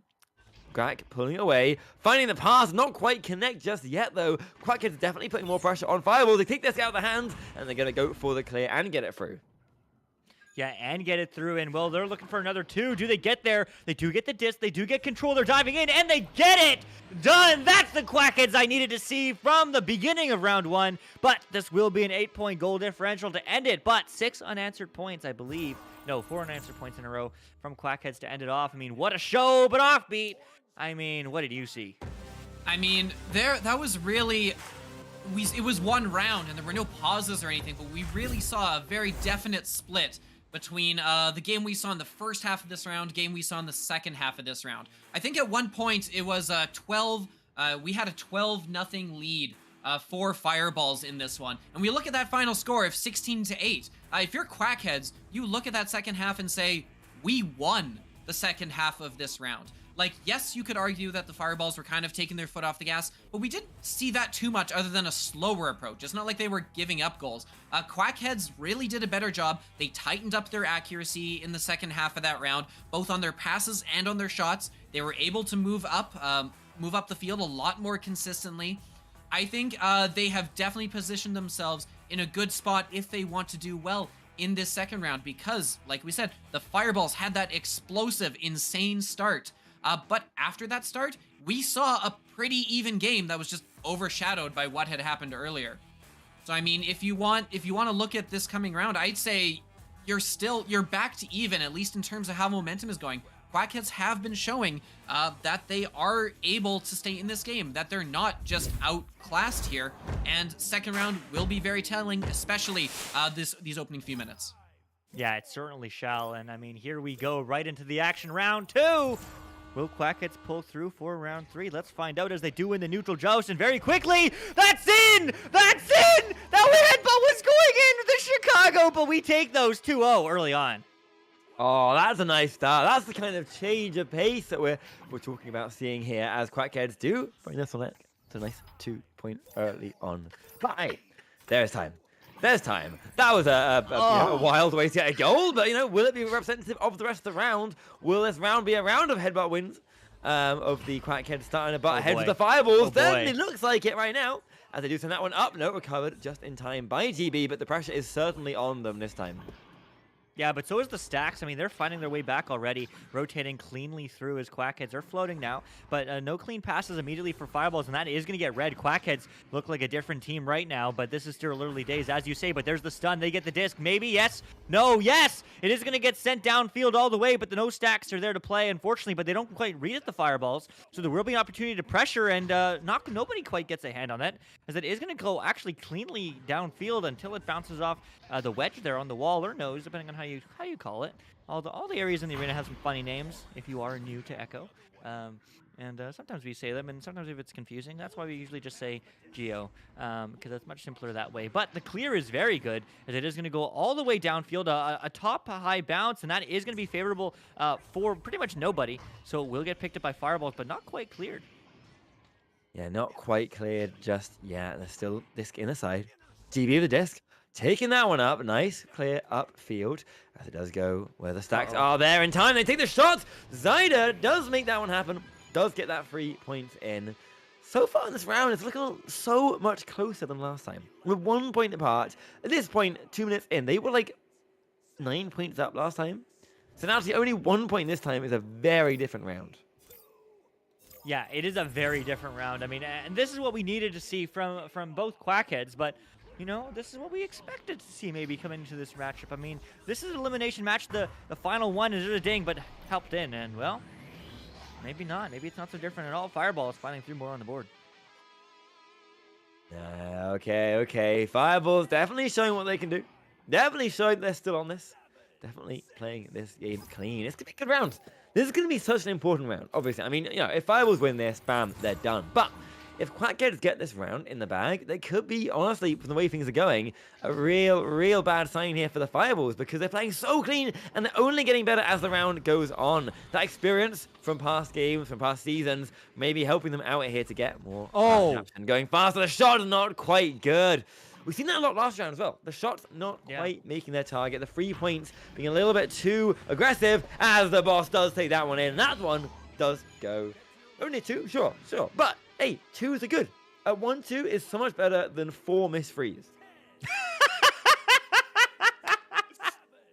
Shots fired! Pew, pew, pew! But it's true. I mean, I'd rather shoot once and get a little bit than, shoot a dozen times. But I'd rather steal it from the QB. It's a 1-on-1. It's a 2-on-1 bringing that one in. And, well, I mean, Quackheads are just feeling different. Unfortunately, they're not shooting any different because they missed another net, as they're feeling the pressure for sure, but they do find the pass. And, hey, we take 2s all days, 2 for days. That means 6-5. Quackheads doing their way. The goal, up by 1. Up by 1. Okay, bringing this one back. 6 minutes to go. 1 point difference now. Quackheads playing a bit of a lean game here, so they need to keep this up. They're going to get the round in hand. You might be even seeing that round 3. We'll have to see here as the Fireballs work on their attacks. They have some nice dynamic jousts here. They're not getting caught up in the joust by these lovely aggressive stacks that are coming out from Quackheads. We haven't really seen them get caught up at all, as far as I can tell, by these stacks on the joust. But Can they get it up past them? I mean, the aggression is there from Quackheads. The passes are good, but still under pressure. A small mistake here is going to be deadly for them like that. As there comes the mistake. The pressure getting a little bit too much. Middleman does take that one out and away.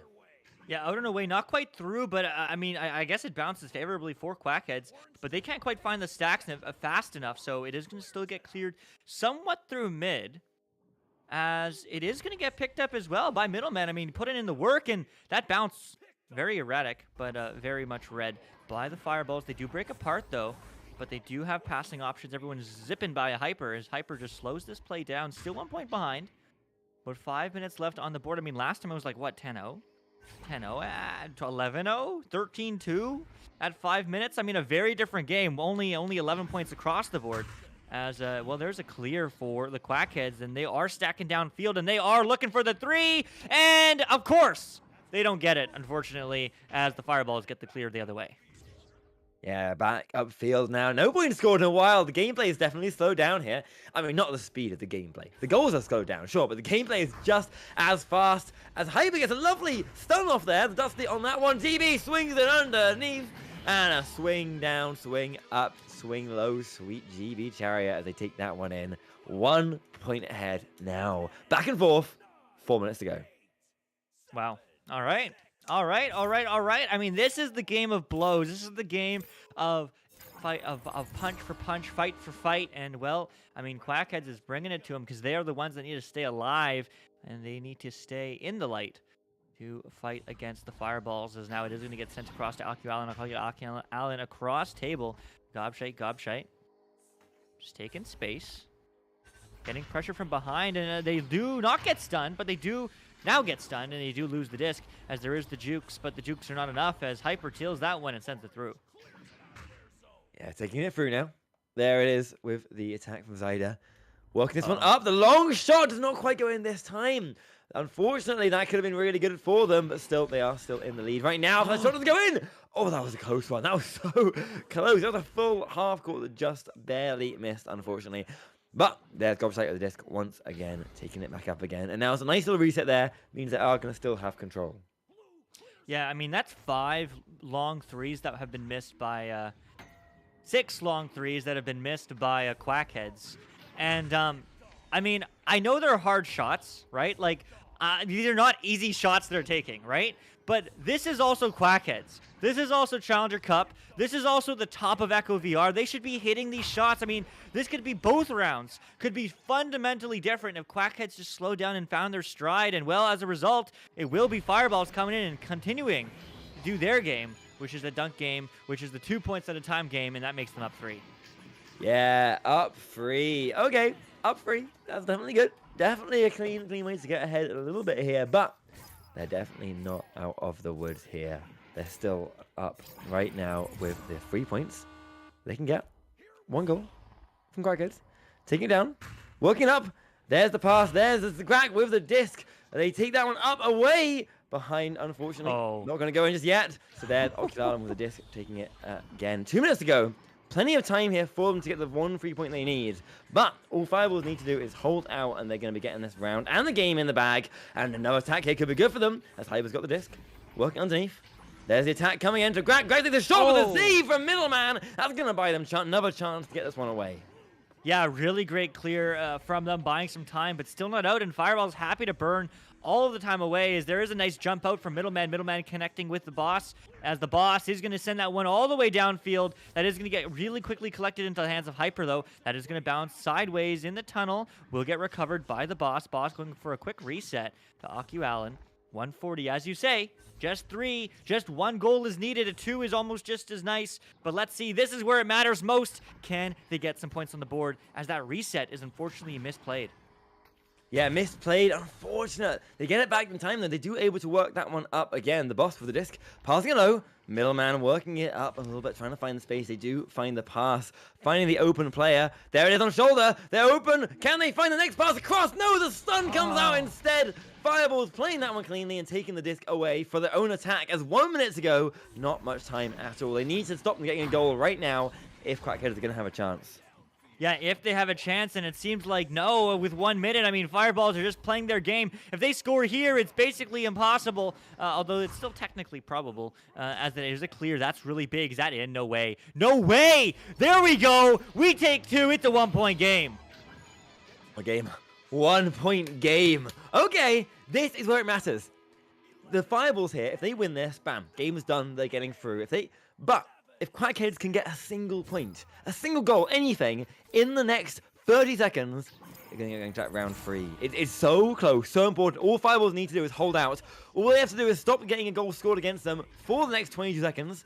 But you know, Quackheads are going to be so on this. They charge it down, they press it on. Ogan takes it. Going down. Can they recover it in time? Gob with the disc, gonna look this up, they're on away, but no, Hyper steals it away from them. This could be it. The boss still can take it back in. The stun comes out with 7, 6, 5 seconds to go. They take it back in. There's the pass across, but it misses the teammates. No. And as the time ticks down, the Fireballs take this game from them into 1-point lead. And with that, they are gonna be going through to the next round. Wow. I mean, the Fireballs absolutely playing clutch, but man, oh man, Offbeat, what did you see in that one? Oh my goodness, that was a game of the threes. One team was making them and the other team was not making them.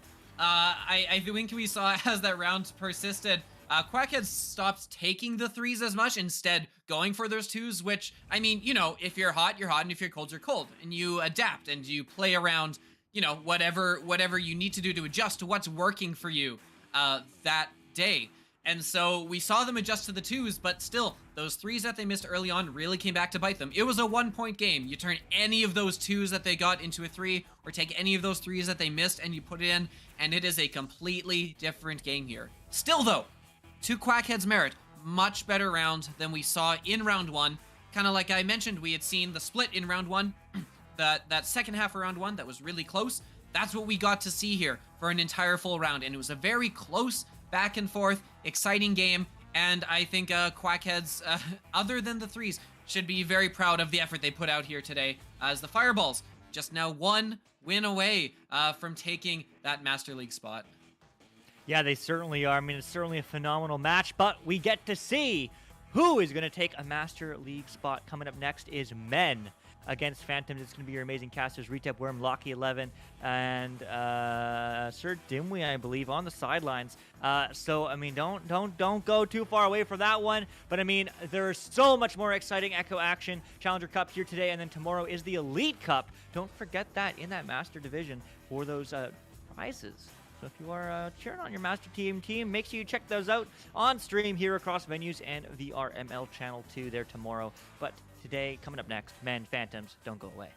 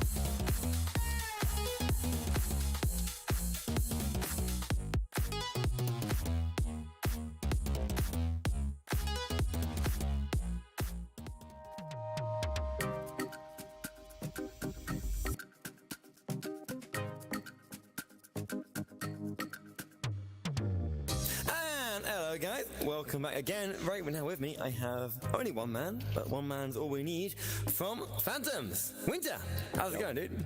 Good. How are you?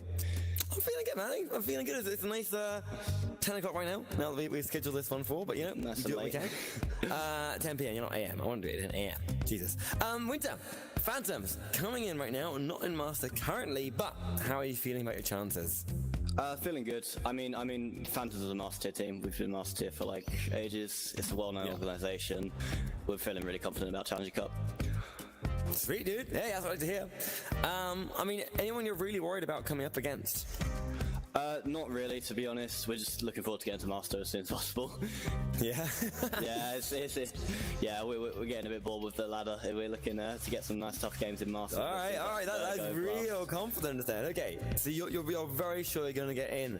We're pretty confident. Your roster's changed a lot over the past, while. Yeah, okay, so we've had some like problems with the roster and changes. We had some like last minute drops out. We thought we had a nice roster, then we had 2 players. One of them had got a load of AP out of something, and there was a big thing out of that, and the other one decided that he wanted to play the game more casually, and then we had to get a whole new roster, and we've been working on that, and we ended up with Dan Mac and Sausage for the Challenger Cup, so it's going to be a good one. Yeah, and how's it all going at the minute? Have you had to change things around at all to make it work? I mean, I used to play front stack, and now I'm backstack player, apparently. Oh, wow. So, well, yeah, because these 2 were a stack. They came to the team, they were a stack, and to be fair, they're quite a good front stack, so I said, okay, you know what, screw it for the season, I'm going to go and play backstack, and to be honest, I'm absolutely loving it, so completely new position. I never thought I would be a backstack player. I've always been a front stack player, but I'm really enjoying like the hard reads and things like that, and playing like really aggressive backstack. It's really fan style. Perfect. Oh yeah, well, like both stacks being aggressive all the time.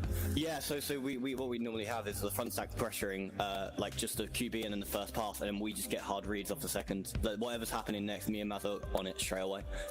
On it. Sweet, dude. Perfect. Hey, anything else you guys want to say before we end out here to the camera? Not much. Just good luck to all teams Challenger Cup. Sweet, dude. Best of luck to you too. We'll see you in there. See you in there. Cool. Boom. Bam, Easy. done.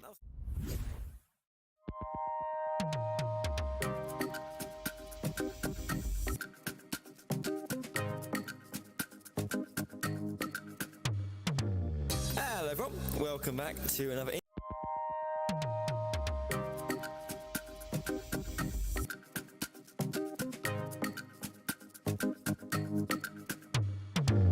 Hello everyone, welcome back to another interview here. Yeah, look what I got with me. Look who it is. It's Steffo. Steffo, the man from Men. Steffo, dude, how's it going, man? I'm good, how are you? I'm good, thanks, Steffo. Just how sunny it is outside. Today it is sunny outside. Now, the real question is, your team, Men, coming in here, your first Challenger Cup as a team together. How's it feeling? Yeah, we're feeling pretty good. We've done pretty well so far in ladder and also just in scrims in general. So we're feeling pretty good right now. But yeah, and we're pretty ready. You feeling like you're gonna take that spot? I mean, who knows? I think we can do it.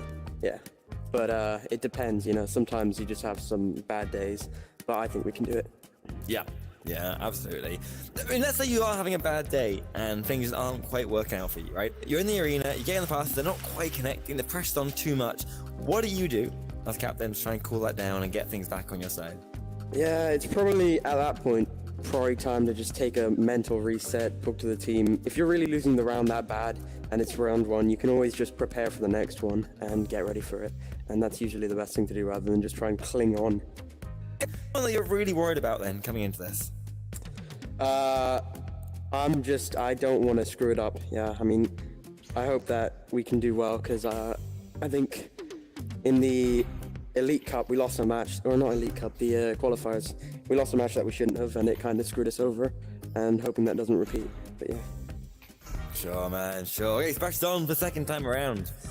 Alright, sweet. Anything that you've worked on recently then in preparation for this since the qualifiers? Yeah, I mean, we've actually, so when we were coming into the qualifiers, we didn't really have any jousts or anything. We didn't really have any plans. We just kind of rolled in and did our best to try and win with, like that. But now we've kind of just got some jousts, kind of understand how we play more, a little bit better, more chemistry, all that stuff. And how long have you been playing together in qualifiers?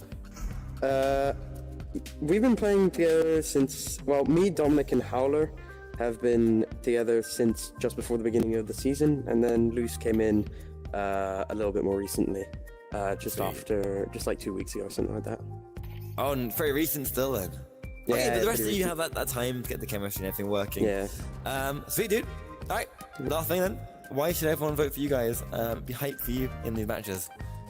You should vote for us because we are the best team in the world, and I think everyone should vote for us. Yeah, in the world. Anyone. That is such a confident answer. I love that. That was a good answer.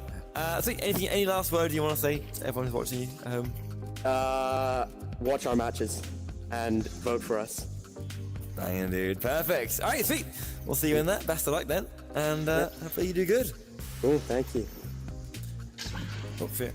That's it. That's it. We're done.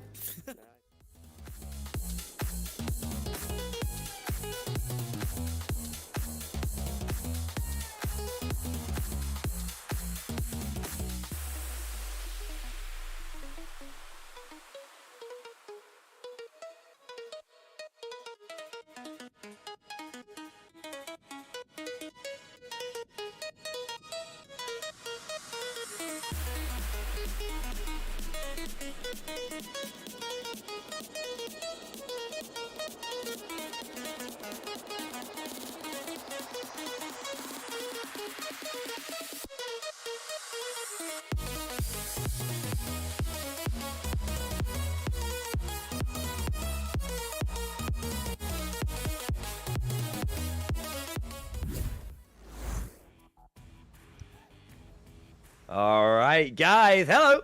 Welcome back here to another little matchup here. We have got a wonderful one for us right now. It's not Fireballs versus Quackheads. That is an absolute lie. Don't worry, it's going to come up in a second. That's right. It is actually men versus Phantoms. Two of the last teams left in this fighting for the place in that Master. The winner of this match will go straight to Master. The loser will go down to face off against the Fireballs. But with me here, I do have the wonderful Lockie11 come to cast this one, as well as Dimwheat here to analyze and wonder on the cams. Lockie, dude, how are you feeling, man?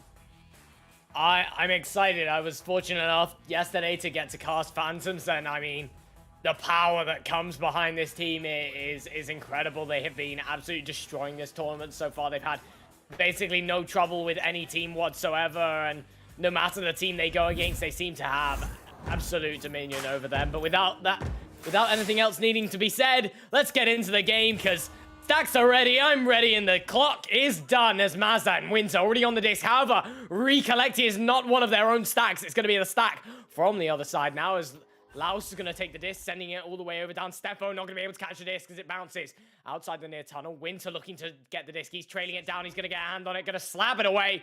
No one's going to be on it just yet as it bounces near to the goal. Not into the goal, but Mazza with the disc around the ding ring and puts it in for two.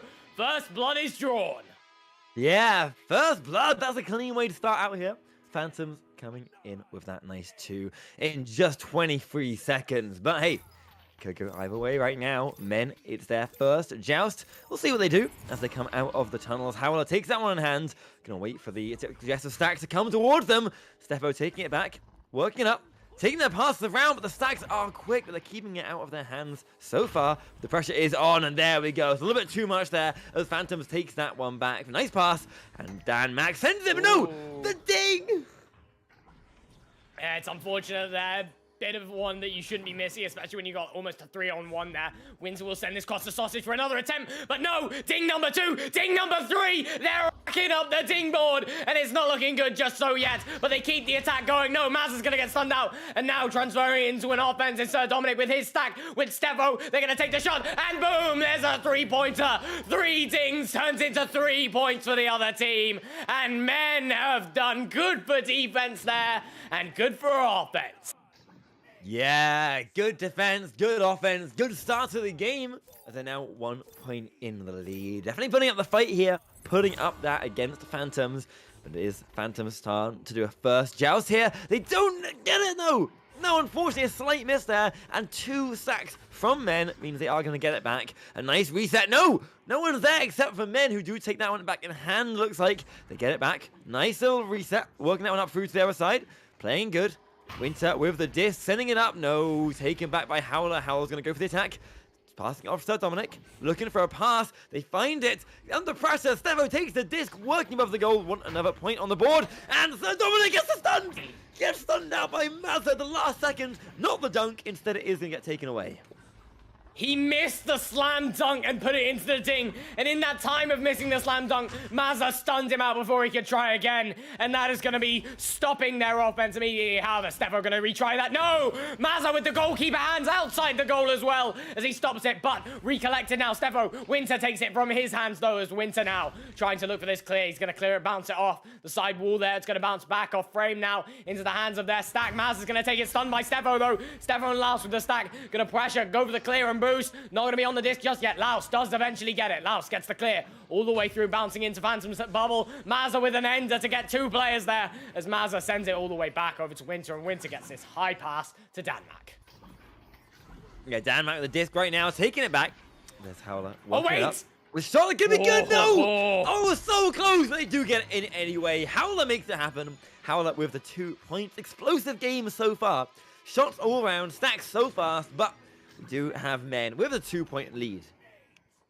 I mean, you gotta point out the dings right now. 3 dings from Phantoms and then a slam dunk ding. I mean, I believe Sir Dominic was on the ding ring, holding it with the disc, easily able to put it into the goal, not pressured too quickly, and he just missed the goal entirely as Phantoms return fast with a quick shot, but no, Laos gonna deny that one immediately. Laos now gets a top mid clear. It's gone well, nearly had a hand on it, Phantoms did there, but no, Sir Dominic's the one with the hand on it. 3 players from Phantoms on him though. Somehow, Sir Dominic has ruled his way through, take a shot, and Sir Dominic is legendary to get past 3 Phantoms player, find the net and find the shots. 3 points for Sir Dominic and his team.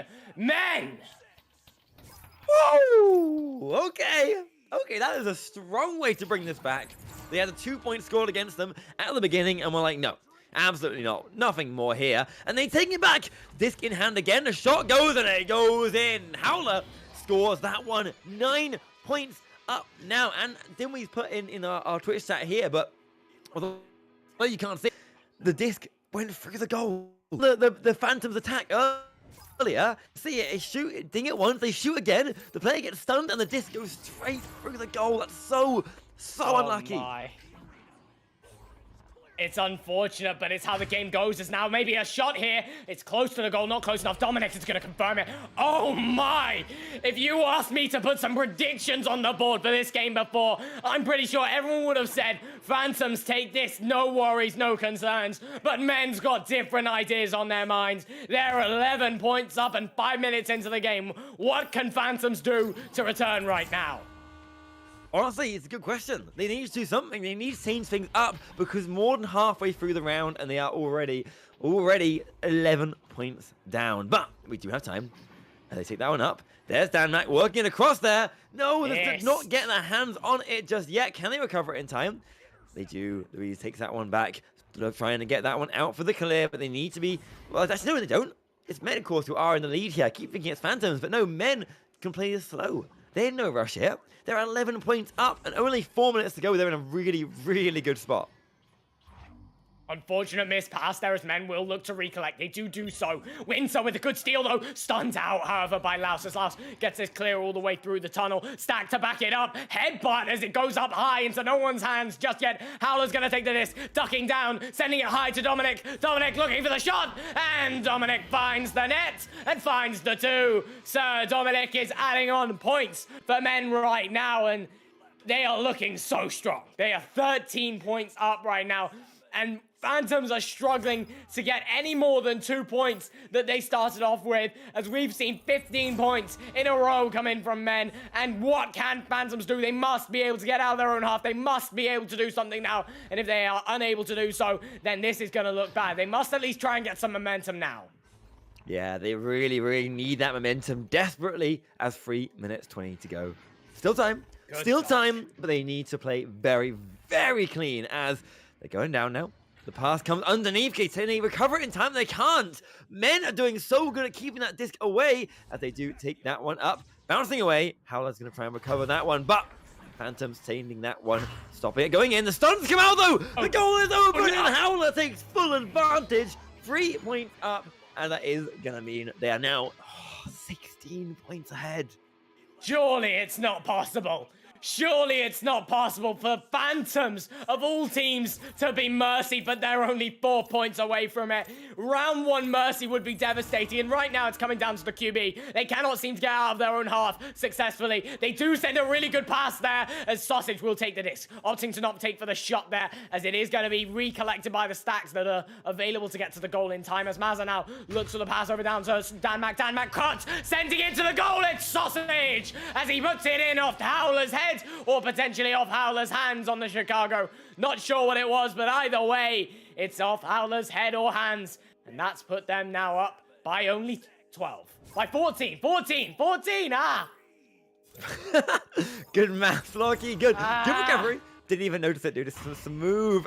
As they do take that one back up again, there is gonna be men working it around, trying to get that in hand, but it does bounce away. Can they recover it? Can Howler get his hands on it? Or will it be Steffo? No, Sausage taking that one back up. Back to Luis. Starting up behind. Going for the attack on the goal. Can they get more points on the board here? Men are only 6 points right now away from the Mercy. And they can do that in 1 minute and a half. But they need to be quick about it. But really, they have confidence. And Winter taking that disc away. It doesn't look like they have mathematical time for Phantoms to get this game back. And the stun coming out now on Winter is going to make it even harder. Howler gets the clear as it bounces dangerously near the goal. Mazza's not able to get a hand in it, but Laos does. Oh, a headbutt off his own teammate, though, as it goes back into the hands of Sir Dominic. Sir Dominic now taking his time on the back line, looking for the cross back over to Laos. Laos gonna send it up high all the way over to Howler as Mazza pushes out from his goal to attempt to pressure him. Howler's gonna send it up high to Steffo. Steffo with the back row shot, and Steph finds the goal off the backboard. 2 points for him, and they are only 4 points away from a Mercy with 1 minute on the clock. It's possible. Lucky, I think you gotta turn off the noise suppression on Discord, because when you yell, Discord's like, nah, no one's this excited, surely. This is just background sound, surely. Mine does the same thing, but yeah, no, as Winter takes the disc up, going for the attack here, and more points on the board if they can. They want to get momentum coming into the end of this round. Winter with the disc, taking this one up, working around, passing that one back, maybe dropping that one. I didn't even see what happened there, but Mazza does get the hands back on it again, as it does an unfortunate bounce, means back into the hands of men. And with only 20 seconds on the clock, that could be the end of this round. The 2 sacks does hit that block there, and they get their hands on it. No, they can't. Winter takes that one away, going back out again, trying to get out, stopping them being scored on the last 10 seconds. The ding comes out. So Dominic was a good disc. Passing behind, the shot just missing, and with that, 2-1, and with that 0, it goes to 4-20. Round 1 goes to men. It's a strong round, but I mean, to hear more about it, Sir Dimwee on the sidelines, please take it away. So, look, it's taken a lot for me to not just like start ranting right now. You saw my clip, and from that moment on, now look, no, Phantoms will be the first to say they have no excuse. They will be the first to say they have no excuse for what just happened. And I agree with them wholeheartedly.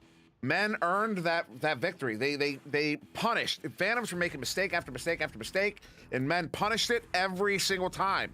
I mean, you look at possession time, Phantoms, it's basically equal. It's a difference of 6 seconds. Possession time, they're both over 3 minutes. Shots taken, what's really notable is men missed almost none of their 10 shots. I think they might have missed one. Whereas Phantoms got 5 shots, only got 2 in. But you notice that first minute of the game, much different character to the start of this game. Phantom scored that goal. And it goes through, it gets turned around. The other team puts it in, so it turns into, what, a 5-point swing? And that can wreck your mental game. Although, again, it's not an excuse. What I'm getting to is I expect, 1, Brad, fix your game. 2, I expect the rest of this game to be very different than what we saw in that first round. Well, you have to hope so. We want to see something more interesting, but let's get going. Recep, take it away. Sorry. No, I jumped in on you. Good, but hold on. As Maz is going to take this one back straight away right now. Phantoms, no, losing the disc to men. Sent up, sent down, caught again. Steffo's going to go for the clear away. As the recap comes, Sir Dominic, no! Howler takes the disc by accident out of their hands. The shot comes in, but it's going to send away immediately by Phantoms. Nice defense there. Men with the attack still going. Again, Danmac with a lovely save there is going to stop the points coming early, but men are unrelenting. So Dominic's gonna look to get some more points on the board. Howler over to no one, it seems. No, it's the hands of Laos as Laos catches the cut and catches the net with 2 points onto the board. They have taken the first 2 of this round, and they're carrying on from what they did last round. And you have to hope for Phantom's sake that they must come away from this joust advantage with some points, with something on the board, as Winter sends it cross right immediately, meets no one's hands, but then meets the stack, as the stack gets the clear all the way through, returning it. Stefo takes it, but no, a save from Winter. Brilliant there.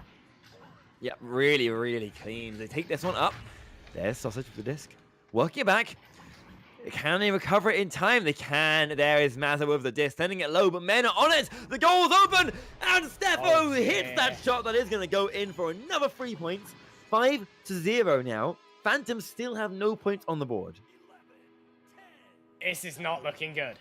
This really is looking far from good right now, as Phantoms are struggling to get anything on here, and they really must, because this is Phantoms we're talking about. It's such a high-level team. It's a team that we expect to dominate this competition entirely after spending a cycle in the ladder, but right now they're not able to hand that back to men, and they're not able to get points on the board. But a potential opportunity here. One-on-one. Danmak has not made it, though. He's succumbed to the pressure, as now they save it, and Laos sends it off to Mazza's hands as Mazza gets a steal. Mazza, he does not mind about the pressure. He just puts it in the goal for 2. That's only a 3-point lead.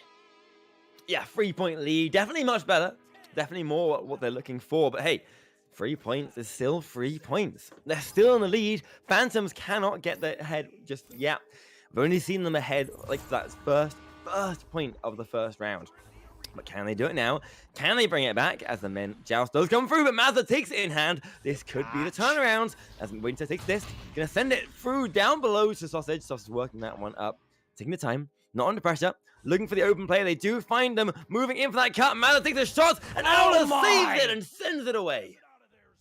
Howler is such a talented keeper right now, and he is doing so much for the side of men on their back line. The saves after the saves are saving them entirely. It's an open 3. Oh, it's only a 2, but it still hurts so much as it comes off 2 things, and yet still into the goal. Back to a 5-point lead for Team Men.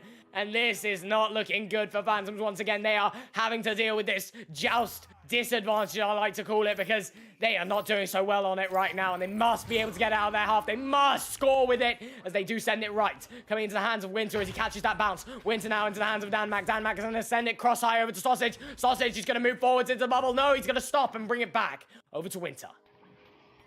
Yeah, Winter taking that one now. Working up to Mazza. Mazza's taking the time to get upfield, passing back once again, keeping the control, but Stefo is continuously putting on the pressure, forcing the pass back and forth. Back once again as Winter walks it up. Stefo again pressuring, again going back and forth, pressuring them as they pass, not letting them get it upfield. Can they get it close? They can! They find it on Shields, and just like that, that one pass is all they need as they work it up and just slot that one in. Now 3 points behind once again. That's more like the Phantoms I know. That right there, managing to find that open lane, that open pass, and send it into the goal with no worries at all. That is more placement that we need, because right now Howler as a keeper is doing so well, and they have to be smart about their shots. They have to place them well. They have to place them fast. They have to surprise him and mix him up, because otherwise Howler's going to keep getting save after save, and it cannot be allowed at this level of gameplay. It cannot work for an entire offense just to be shut down by the keeper at the last second. Mazza crossing it over to Winter. Winter going to send it high over to Danmak. Danmak is looking at a one-on-one right now. In fact, it's a 2-on-1. Keeper stunned. No, he's dinged. No, no, he has dinged it on an open 3, potential to equalize, and he's missed the opportunity. Luckily, they are back to recollect and stop any points coming against them. Working up again.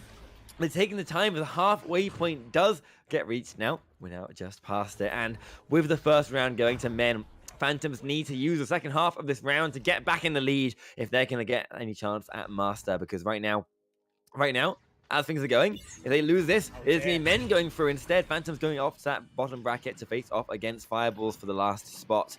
But there's still time. There's still time. There's half a round to go. There's still plenty of time if they can win this back, if they can get some more points rolling, as they do get the stun. Oh, wow. But the block in time, working it up. The Oh shot my comes God. in. Mather hits that one. Winter helping him out with it, but getting that one straight past the goalie, and now 1 point behind. Sheer talent from Mazza as he puts up the shield, takes down 2, jukes it all the way into the bubble, and sends it high above Howler's hands. That is impressive from Mazza to clutch up for his team and bring him 1 point only distance now as Boop shot looks like it's going in, but no, Mazza and Winter deny it immediately. Any chance of that going in is gone now as Laos sends it over to Sir Dominic. Open 3 attempt, misses it as the stacks are all back. Shot, Mazza saved it, and it's a beautiful save at that as he slaps it away and clears it out the bubble. It actually looks like it's quite close to goal. It's in! The stacks have missed it! 66 meters! Oh my god. Oh my god. That is the Phantoms we know. That is the Phantoms we expect to see. 66-meter 3-point is insane. And it does put them in the lead. And with the way things are going here, they could be leading us towards that round 3. If they can get us round, but the shot, no! Oh, a millimeter to the left too much. And that unfortunately means it is going to hit shield and bounce back. But Phantoms with the disc once again, passing it up. There's Damak with the disc. Working it up again, and her teammate does not quite connect just yet. Can they recover it in time? They can. Sausage works it up. Takes a shot, but no! There's Sir Dominic in place, in time to send it through and send it away. Mazza there, Winter recollects. Passing it off to Mazza. Now passing it all the way up to Sausage. Sausage gonna take the clear. It does go all the way through. The stacks aren't able to recollect just yet. Mazza does. Winter does do so. He sends it over to Mazza. Mazza now juking around. Ding, ding! 2, but it doesn't go in as Sir Dominic sends it into the hands of Winter as he takes the 3. It's not on target, though, as now Sausage looks to recollect. He does do so. Pressured by Steffo. He's going to send this one back over to Winter as Mazza, sorry, I keep getting them mixed up. Mazza takes the disc. Mazza sends it over to Winter as Mazza now. Winter passes it to Sausage. Takes the shot, but it's not on target. As Sausage recollects it after he's stunned. Winter has it. Sir Dominic has it. Now it's in the hands of Sausage. It's all over the place, but Sausage has the disc and he sends it back over to Mazza. Yeah, Mazza with the disc now on the back lines, taking the time, spinning it in the hand, sending the pass across. It does connect. The cut does not quite hit. That was a little bit too low. Can they recover it in time? There's 2 minutes to go. That's a lot of time on the clock here. A lot of time for men to win this back. But the stuns coming out mean that the Phantoms still have their hands on it. And looking for that pass across, they find it below. Working it up. There's a shot of the cut. And that Mac takes that one in. That means they are now 4 points up. 4 points in the lead. And that is going to be a significantly going a long way to get them this round.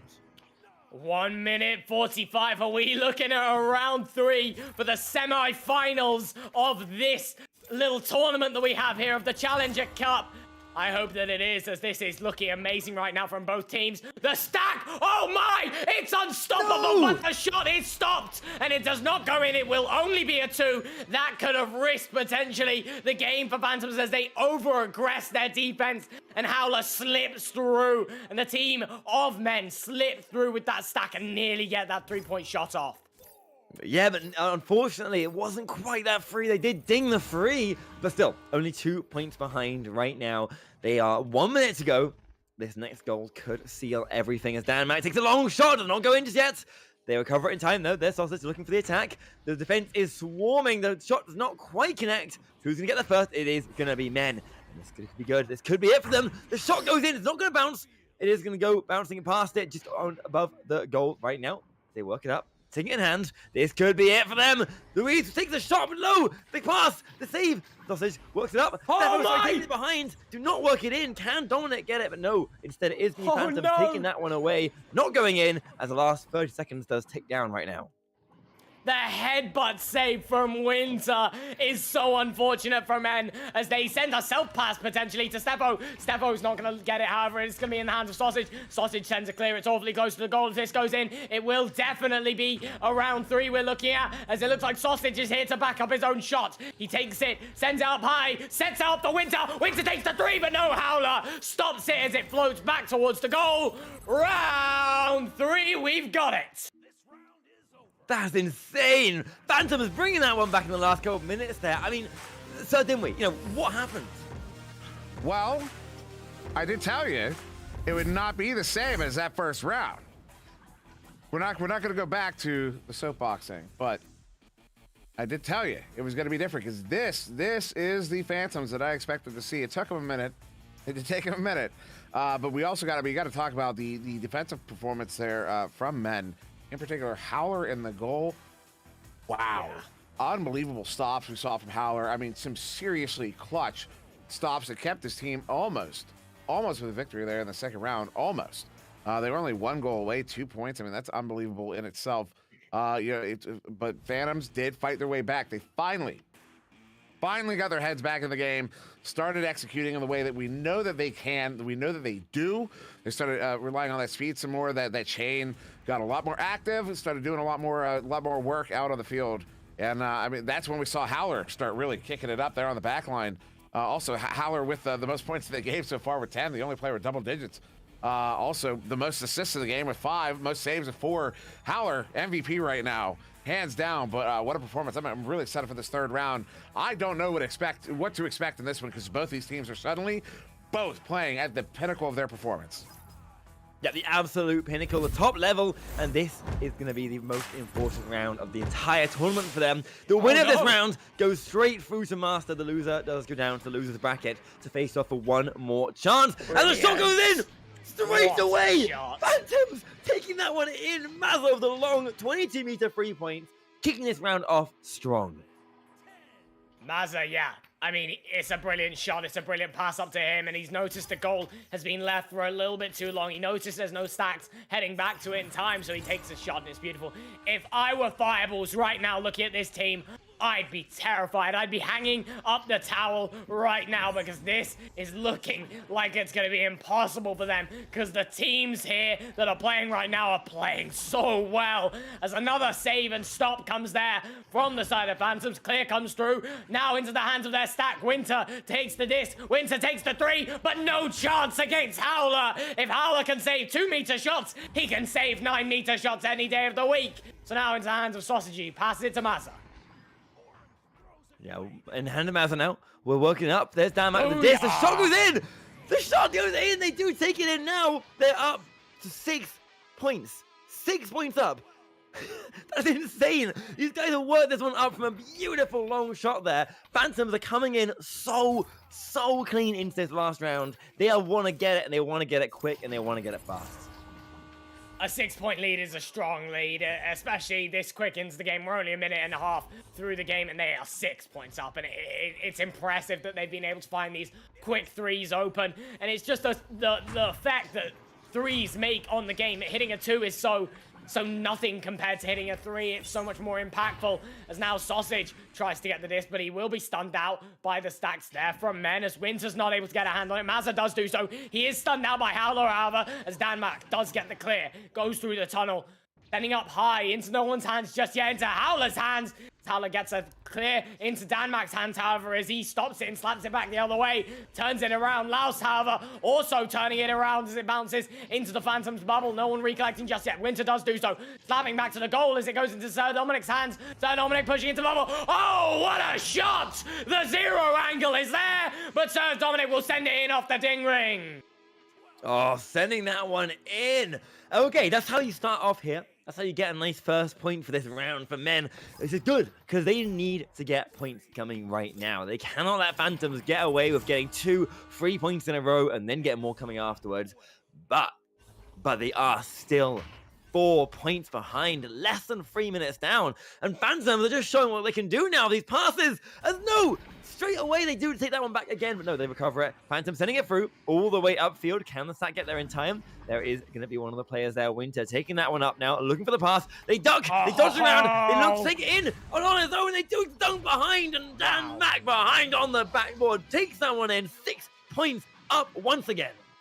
Ankles are broken right now for the side of men as Winter does the smallest movement on the top of shoulder there, and the player from men is sent flying past him, and then he pushes in the bubble, and instead of taking the shot and being greedy, he sends it to Danmark to confirm it, and wow, it's just making sure that those shots are always 100% and there's never any chance of them not going in. What a performance there by Winter to do that play. But so Dominic's going to now look to put the points back where they were as Howler takes a disc. Howler's going to send it back to Dominic. No, Dominic's not able to reach it. He's not tall enough for that one as it bounces down into the hands of Laos. Laos now stolen by Sausage as Sausage gets the clear. Winter gets the recollect. Winter gets the long shot for 3. That's a 9-point lead for Phantoms. They are steamrolling through. Oh, they're steamrolling completely. They're doing so good right now over this game. As a 9-point lead is so strong. It's so strong coming into towards the second half. Not even second half yet. But there's the disc passing upfield. Men taking it up. The long shot, the goal! And Phantoms are there, but they just miss it. Their hands are a little bit too slippery, and so it just flies straight past, straight into the goal. Now 5-11. Winning this one back, bringing it back, but still 6-point lead. Ladies and gentlemen, do we have a game on our hands or what right now? 3 points flying in from both teams as they are playing with power right now as Winter takes the disc. Really slowing it down, trying to figure out what all his options are before he makes one of them, and making the best one as DanMac takes this, sends it cross all the way over to Sausage. Sausage now floating through low, sending it to Winter. Winter, round the hands it goes as he puts it in. Oh my, it swings round the windmill every single time before going into the goal. Yeah, okay, that's how you do it. 8-point lead. 8 points. Phantoms are really pulling this one back, making this one a decisive win. They won that Masters Basin. They want it, and they are going to take it right now. But Howler sends that one up, trying to get the long one. Unfortunately, does bounce awkwardly for them, so they can recover it if they can. No, they do. They do the open shot of the goal. Stefo takes it in. They get it done. They are now bringing this one back. They're, 5 points apart? 5 points and 3 minutes to go. That is plenty of time. No, 4 minutes to go. So much time here to win this one back. This still could go either way. They are not gonna go out kicking or what. They're gonna come out and play their hearts out. Even though they are a significant amount of points down, they're gonna fight every single opportunity that they can. As DanMac takes to this, sends it cross back to Masa. Masa slowing things down, trying to see his options, making sure that whatever option he chooses is a good one as he sends it to Winter. Winter sending it up high, stuns out Stefo, and Stefo's just a block to him as he sends a pocket shot. Winter! Done, block, move, pocket shot. It's textbook for him. Oh, cold. The cold breeze coming through here, freezing up these guys as they do take it back once again. 7 points up. 7 points. 3.5 minutes to go. There is still time here for men to win this back, but they're going to need to play well. As they do, a shot on the goal. No, they just missed that one. Oh, so unfortunate there. They worked that one up behind again, but they're not going to recover it as they do take that one back. Mazza taking disc upfield all the way, bouncing up, not getting clear just yet. Howler bringing it back, but still not quite just yet bringing it back as they do work it up. Howler above, Stefo, above the disc, the cut comes in, 3-6 it in, and with that, they're back to 5 points apart. And with 3 minutes, there's only 5 points. This could be anybody's game right now. This could for certainly be men's game at the rate they're playing, the speed and strength that they're playing right now. And it could even be in overtime, and that's honestly what I'm hoping for. I'm hoping to see it be close as Massa now takes the disc, sending it cross left over to Winter. Winter goes above that stack and sends it cross down over to Sausage. Sausage sends one fake and then one pass over to DanMac. DanMac to Winter. Winter fake shot. And there's the real thing. 2 points going in. That's a 7-point lead. And this is looking like it's going to be a lot harder for men now. Yeah, a lot harder. Definitely. 7 points in 2 minutes is possible. But they need to play so fast, and they need to start right now if they're going to get that one back as they do come out of the disc. There's Howler, passing to the left. Stefo walking up, and no, the stun is there. The stack's too fast. As Wind sends it up, it's just going a little bit too low. But there is Sausage. Take it in once again. No, they miss. They miss. That is going to give another chance there for men to get this one out and away. And they do recover in time as they do take that one up. Stefo's clearing it into tunnel. So Dominic going for the long shot, not going in, but there's the stack. The stack is there. The 3-point comes in from Louise. That means they're only 4 points apart, coming in so close now. Honestly, this is so close. It is so close. Whilst Phantoms are still putting in points even this far into the game, it's only a 4-point difference with 1:30 left. This is anybody's game right now, and it certainly could go to an overtime. In fact, it looks almost likely right now. Sausage tries to run the clock, burn it down as much as possible.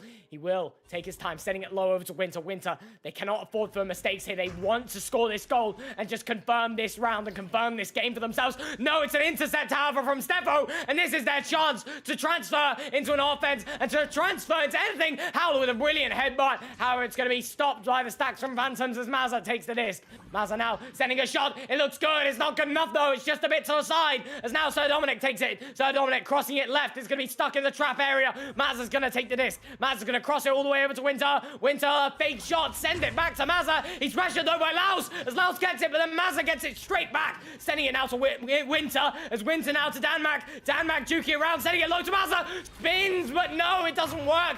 As Steffo gets a clear 37 seconds. They must score soon, and if they do not, it will not be possible, and Phantoms will take it in 3. For it to be possible, they need to score like right now. Like literally this second. They need to get goal, but no, the clear coming through instead. It looks like this might be Phantoms hammering in that final nail on the coffin and taking this game. It looks like the stun coming in. The goal is done. Mac dunks it in. And with that, that is going to be the game. That is going to be Phantoms securing their place in Master, the first team from EU to do so. Phantoms joins those ranks, and men will be going down into the loser bracket to face off against the winner of the last matchup, Fireballs, to fight for that last Master tier place. As what a game to come out there! I mean, so didn't we? What happened? Well, I mean, we saw in the second round, Phantoms find their stride, and they kept it up. Now, what we saw, both teams continue to play at that top level.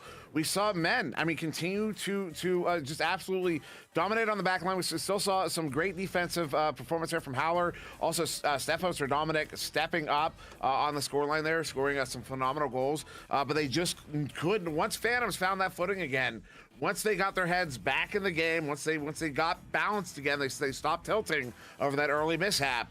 They were on top of it. I mean, they absolutely they dominate here. 6-point victory, although it's only really ultimately 2 goals, but still a notable victory here to push them into the master tier. So congratulations to Phantoms. Of course, men moving on to that final elimination game we have here in the tournament. I'm really excited for that. I'm not going to keep us too long talking myself. So yeah, it's a fantastic game, fantastic showing from Phantoms. I'm glad they were able to find themselves after that early mishap. Men played phenomenally, and I do expect to see men moving into master tier going into the 6th game. Oh, it could be, but it's going to be a great last game. Such a good one coming in here. The absolute powerhouses of men coming in against the might here of Fireballs for that last master tier spot. We're going to go straight into that one. Guys, don't go anywhere. We'll be back in just a moment.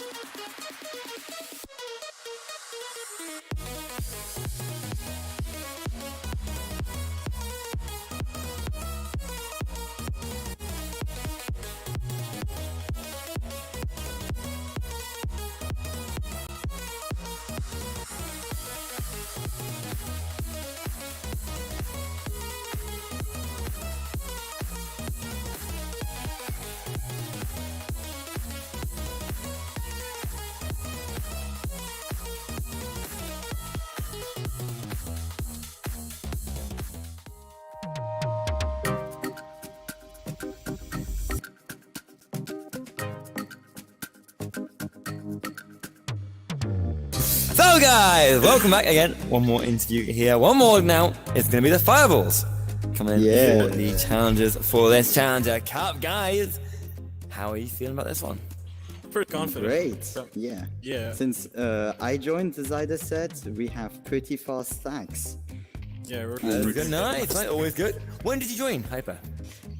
I don't know. I think like 2 months a month ago. ago. Yeah, 2 months ago. Yeah, Oh, 2 not months long. Yeah, ago. very new. How are you Yes. finding it for the team?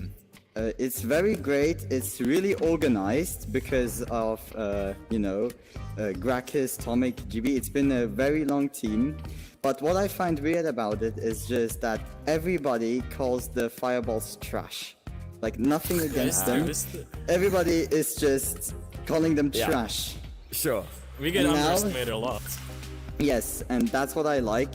When since I joined, I just love this feeling of getting called trash and then just destroying them.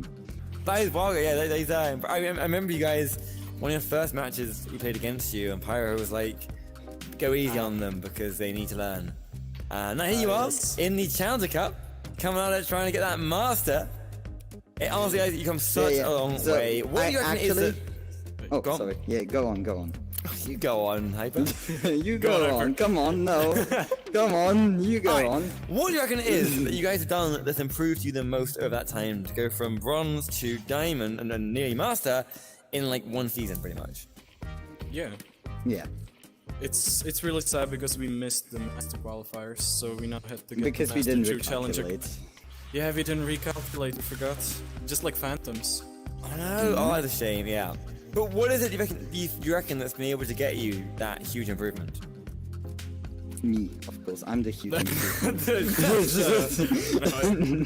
It's a lot of scrims, but right now, at the moment, we don't have really that much scrims because we're not really keeping it.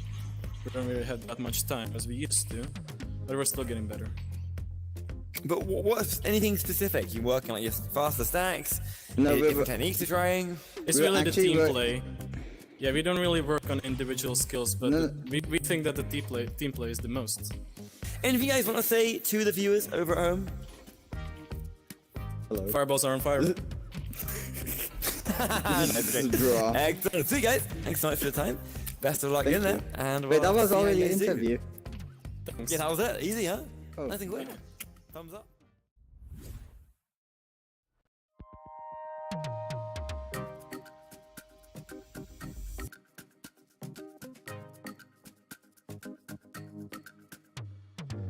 Hello everyone, welcome back to another interview here. Yeah, look what I got with me. Look who it is. It's Steffo. Steffo, the man from Men. Steffo, dude, how's it going, man? I'm good, how are you? I'm good, thanks, Steffo. Just how sunny it is outside. Today it is sunny outside. Now, the real question is, your team, Men, coming in here, your first Challenger Cup as a team together. How's it feeling? Oh yeah, we're feeling pretty good. We've done pretty well so far in ladder and also just in scrims in general. So we're feeling pretty good right now. But Yeah? we're pretty ready. You feel like you're gonna take that spot? I mean, who knows, you know? I think we can do it. Yeah. But it depends, you know. Sometimes you just have some bad days, but I think we can do it. Yeah. Yeah, absolutely. I mean, let's say you are having a bad day and things aren't quite working out for you, right? You're in the arena, you get in the pass, they're not quite connecting, the pressure's on too much. What do you do as captain to try and cool that down and get things back on your side? Yeah, it's probably at that point probably time to just take a mental reset, talk to the team. If you're really losing the round that bad and it's round one, you can always just prepare for the next one and get ready for it. And that's usually the best thing to do rather than just try and cling on. What that you're really worried about then coming into this? I don't want to screw it up. Yeah, I mean, I hope that we can do well because I think in the Elite Cup we lost a match, or not Elite Cup, the qualifiers, we lost a match that we shouldn't have and it kind of screwed us over, and hoping that doesn't repeat, but yeah. Sure, man, sure. Okay, pressure's on for the second time around. Alright, sweet. Anything that you've worked on recently then, in preparation for this, since the qualifiers? Yeah, I mean, we've actually, so when we were coming into the qualifiers, we didn't really have any jousts or anything, we didn't really have any plans, we just kind of rolled in and did our best to try and win, you know, like that. But now we've kind of just got some jousts, kind of understand how we play more, it's a little bit better, more chemistry, all that stuff. And how long have you been playing together in qualifiers? We've been playing together since, well, me, Dominic, and Howler have been together since just before the beginning of the season, and then Luce came in a little bit more recently. just like 2 weeks ago or something like that. Oh, and very recent still then. Yeah, Okay, but the rest of pretty you recent. have that time to get the chemistry and everything working. Yeah. Sweet dude. Alright, last thing then. Why should everyone vote for you guys? Be hyped for you in these matches. You should vote for us because we are the best team in the world, and I think everyone should vote for us. Yeah, in the world. Anyone. That is such a confident answer. I love that. That was a good answer. So any last word you want to say to everyone who's watching you at home? Watch our matches and vote for us. Banging, dude. Perfect. All right, sweet. We'll see you in that. Best of luck then, and hopefully you do good. Cool. Thank you. Hopefully. That's it. That's it. We're done.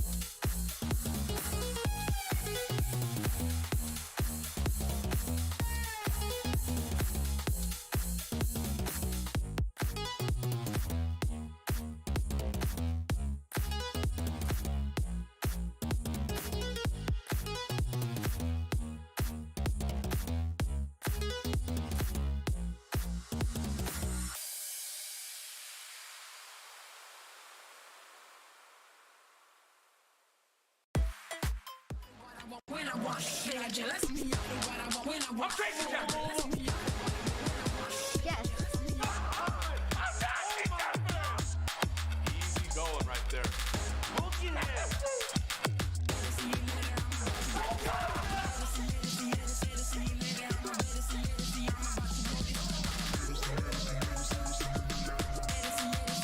One more to go.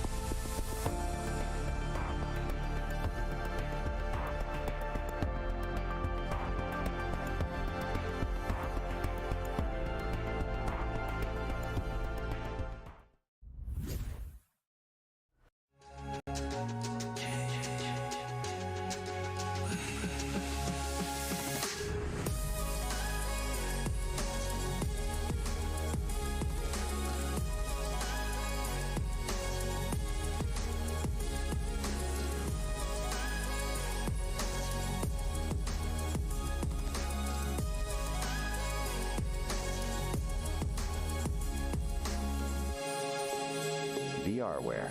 Our passion is for the future.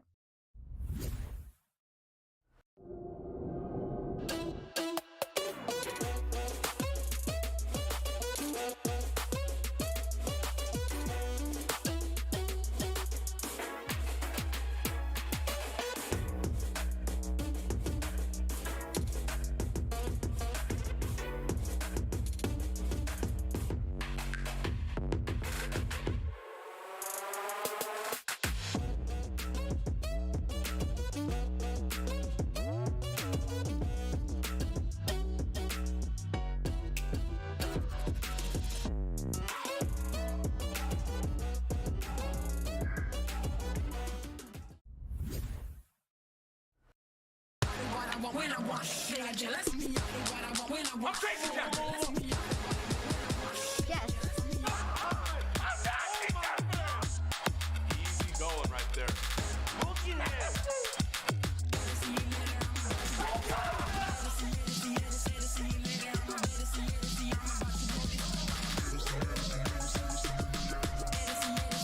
One more to go.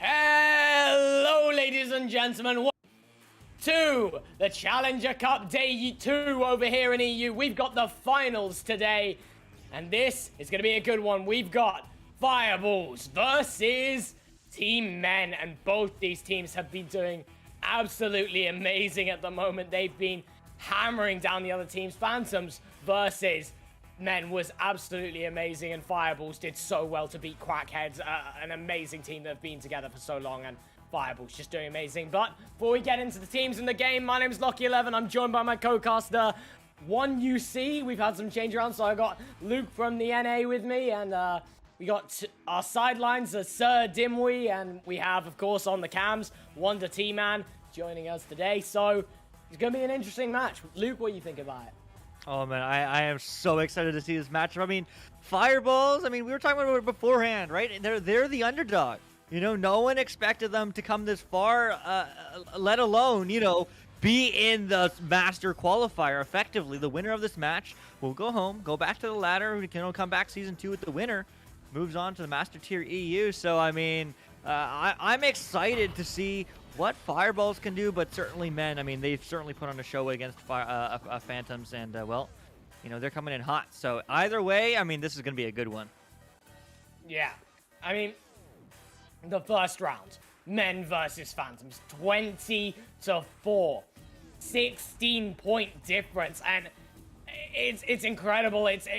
You don't expect to see that against such a team as Phantoms. I mean, you don't expect to see that coming from Vertigo up against Phantoms. You don't expect it to see Blast against Phantoms. I mean, Phantoms are just that team that you don't get that many points on. And for Men to be doing that to them is incredible. And if I were Fireballs watching that game, I would have been terrified for whichever team, either Phantoms or Men, to come down. But it will end up being Men that have joined them down here, and now I'm sure they're not looking forward to having to face off up against Men. But with that being said, it sounds like we're getting readies up from the teams. It sounds like we're going to get into this game as soon as possible, but I think we just need one more ready up, and this show will be on the road. It certainly will. I mean, it's always fun to see these matchups, and, well, I mean, both these teams coming off of a lot of victories here in the Challenger Cup. I mean, Men, you know, they have another chance. They unfortunately didn't make it the first time around, but one of these two teams will be in the Master Tier. Let's find out right here, right now, in round one, last game of the Challenger Cup EU. Lucky, take us in. Time for the event that you've all been waiting for. Let's get into the game. It's the finals of EU Challenger Cup. Let's get into it. It's going to be fast from Fireballs to take the disc first, as now Steffo gets the clear to return it. Both the stacks incoming fast, but it's Men there first, and it's Men who will draw first blood with a 3-pointer within 9 seconds of the game to return it out of their own half and score almost immediately. Man, I mean, that is the way to start it. Men starting strong, but we are only just 30 seconds in through on the board. That's a point every 10 seconds. That's certainly going to slow down, but GB is going to speed that one up to the near side as Zaida sends that one across now to Hyper right back. Fireball still well in control, keeping out of reach of men. Monsters and men as, well, they're just slowing this one down. Moving in, though, across is Zaida. Zaida has one hot on their heels, but it will be Hyper. The quick reset, moving back up high. There's no space, but they find it, and Fireballs find the back of the net. 3-2, 1 point game. Impressive offensive setup there, and to be able to work it up slowly and manage to find the net there is impressive. It's a 1 point difference now. We are only just a minute through into the game with more than just over 8 minutes left, and let's see what now can happen for men's joust advantage. They are coming off this hot from the Phantoms game, sending it down low. Open net if he can make the shot. No, it's slightly wide, as it will be re-picked up by the side of men. Sir Dominic gonna drive it into the bubble. Comes through. Grudge's beat. Now gonna take the disc. Gonna send it clear. Howler with a good hand, though. Stops that from getting any further as Laos now takes the disc. Laos moving around, dodging around the players there as he sends over to Howler. Howler moving up the field. Howler juking around and sending it back over to Laos. Laos now gonna send it back to Howler. Howler taking his time, moving it back all the way to Laos. Laos now gonna back out, relax. Yeah, just slowing it down. And, I mean, they're in control right now, men, even though they haven't scored 2. But that might change. But no, the King, unfortunate, as that does go all the way around. Cleared through tunnel all the way downfield. Do they get a hand? No, so it's going to be Fireballs coming in quick. 3-on-2, diving in, looking for one more pass, but no time. No. But they get the recovery, and just like that, 4-3, they're in the lead.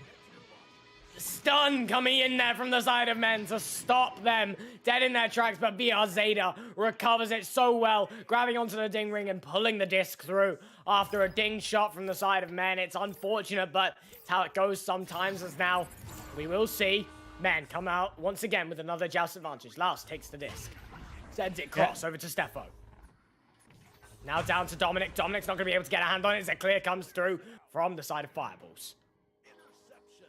Yeah, Howler's still in control. I'm told, I believe it's Lucy as opposed to Laos. But nevertheless, Steffo and Lucy is going to get 2C. And just like that, it's going to be 5-4. Men is in the lead. Impressive. Impressive there to be able to put it back on a 1 point. As we do see a force coming in from, I'm not sure who, but it's a 1 point game. It's going back and forth with the 1 point games, and it's looking close. Yeah, it certainly is. Men, of course, pausing. I mean, I wonder if that's a technical or not. It's still very early days. I mean, Sir Dimwee, early on, I mean, there's still lots of time. I mean, how does this really affect the pace of this game? Yeah, it is very early on. I'm kind of looking to see if there's anything in particular. I didn't notice anything. I wonder if this is a technical issue they're trying to take care of. It looks like Lucy over on the far side, maybe dealing with the headset problem. I would presume that could be the only thing, because they're tactical at this point. Yeah, they've already unpaused. Because the tactical at this point would not make sense. I mean, the game is even. If you freeze someone out, if you're trying to freeze the other team out, there's still so much time left. It's not going to matter. So yeah, I'm going to call this one definitely a technical, not a tactical. Is my expectation, as they have already unpaused. So already back to it, guys. Thanks for that, and we're back in the action as it is going to be the Fireballs coming in hot. GB getting pressured close side, near side. Wall over to Zaida. Zaida across the table now to Hyper. Hyper downfield is going to get picked up here by Gracchus. Gracchus back to Hyper. Hyper, though, doing a spin, just being aware of their surroundings, but that pass will not immediately connect. Zaida now has a hand, but stolen as Lucy gets the clear downfield.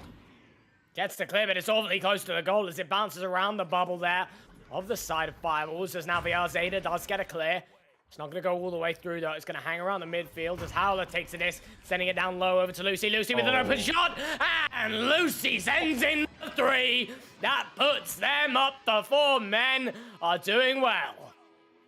They certainly are. I mean, up by 4. Men are putting on the pressure. Still only 4 minutes in, though. 4 point separation, but Lots of time to change those points around on the board, as again, it is going to be Fireballs who seemingly just can't break out of mid. Now they might, as the clear does go all the way through, as actually at the shot, and that's all ding! No, you hate to see it, but it is going to be Lucy. Lucy with the disc, went for the clear, bouncing low, is going to go all the way through again. The clear game is strong, as that's going to bounce! But, not quite in, but still quite open, and, well, they get the two. As that's not quite a 3, so somewhat denied. 10-4.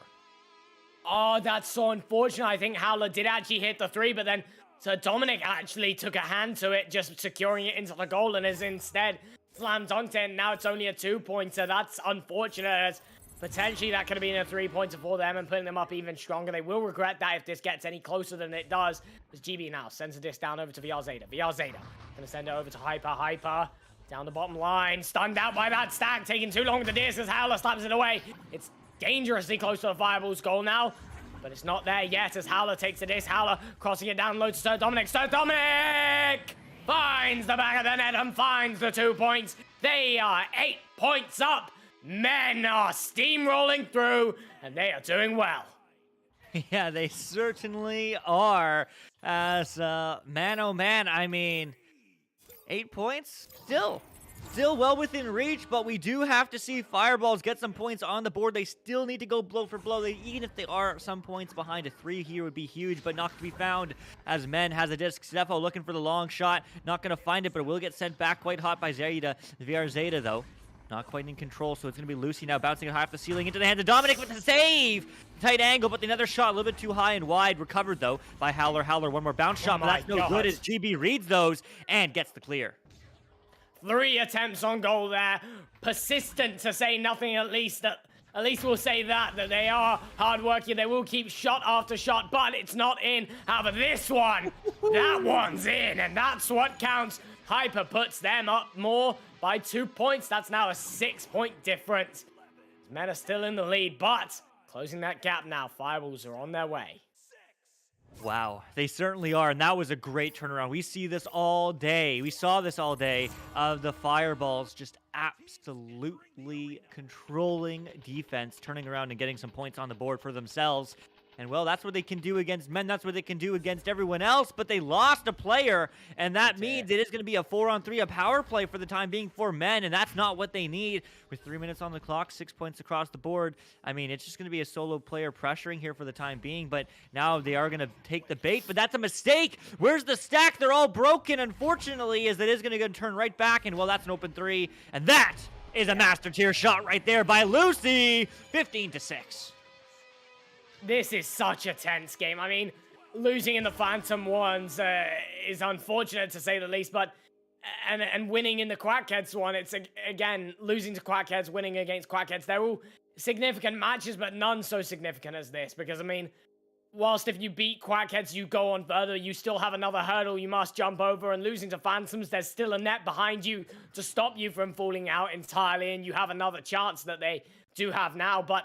This is it. This is all to play for now, and losing would mean you don't stand a chance of getting into the Master Tier this cycle, and winning means you will get into the Master Tier this cycle, so everything's on the line on this game. Yeah, it certainly is. Also, Stefo saying it's loose, not whatever we said before, or Lucy.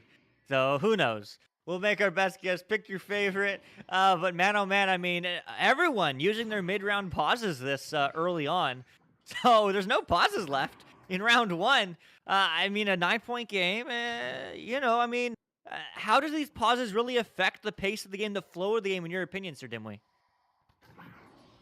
Well, this one, this one being, obviously we can presume a technical here, as they are, or technical since they're missing that player, but it does work as a tactical. This is one of those times that you would want to take that time out and stop the other team from continuing that scoring onslaught. You know, you're down by 9. There's plenty of time to come back. There's still 3 minutes left in this first round. There's still plenty of time for the Fireballs to score a handful of goals here and mount this comeback and come back to get a victory here in the first round. And now's the time, you want to ice the other team and take it out. Though I got to point out, in the last game, Phantoms versus Men, Howler played phenomenally in goal, had a phenomenal performance. Looking over the stats right now, Howler, 5 assists in this game so far. unbelievable. Only with a single goal himself and no saves yet registered. Howler is just one incredible player that has been absolutely clutch for his team today. So of all the players we watched, I think Howler is probably most deserving of a raise here in season 6. So considered renegotiating that contract. Just saying. Just saying. I mean, hey, teamwork does certainly make the dream work, and we've seen that in all our games across the board here today. You know, I mean, the teams that play together, that really, you know, can find those passes, can find those stacks, can find those clears are, well, the ones that found the back of the net. So, man, I mean, it's certainly a back-and-forth game. I mean, Lockie, you know, we were talking before, men, you know, definitely kind of the favorite moving into this one. Is this what you expected, or is Fireballs putting up more of a fight? I didn't expect a complete destruction because, I mean, you have to give it to Fireballs. They've done so well. They put up a good round 2 last time yesterday against Phantoms, and it was decently close right up until the end, until Phantoms just hammered in some points within the last, like, 20 seconds. And other than that, Fireballs have been playing on fire. I mean, there's no other way to put it. They've been playing so phenomenally against all these different high-level teams, and I really wouldn't have expected to come this far, even. And it would be a shame for them to have come this far and then not give a fight to men. To their last hurdle, they must give it all they've got. They must put in the remaining energy that they will have against men, and they must do their best, because to beat Quackheads, it's no small hurdle. It's nothing to brush off. It's nothing easy. It's very hard, and Quackheads have been a team for so long, and they are still so strong. And I mean, they've got a new stack, Boss and Okualan, doing so strong for them as a front stack and being devastating for most other teams, but not for Fireballs. So I definitely expect a win here from men, as they are the team that have done really strong. I mean, 20-4 against Phantom.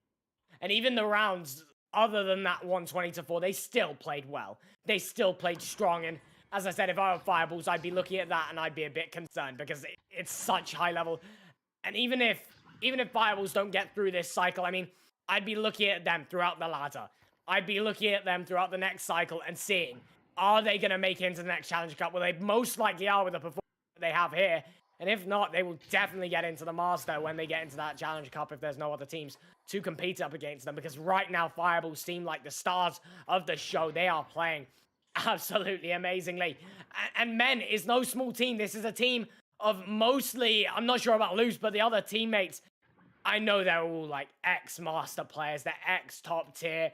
They're all insane at the game. They've all played at that top level, whereas Fireballs is a team that has been built from the ground up. They started together and they've worked their way up for so long, and they will keep working. And honestly, when you see the players like Sir Dominic Howler and Stefbo, you begin to think there's no chance for the other team. But right now, it's not what I see.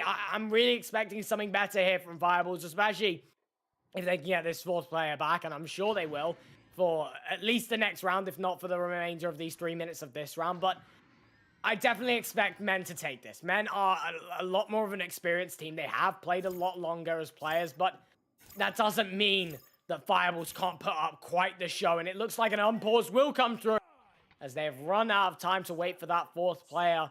The rounds is already looking a bit unfortunate for them anyway, though. They just have to hope that that 4th player will get back in time for round 2.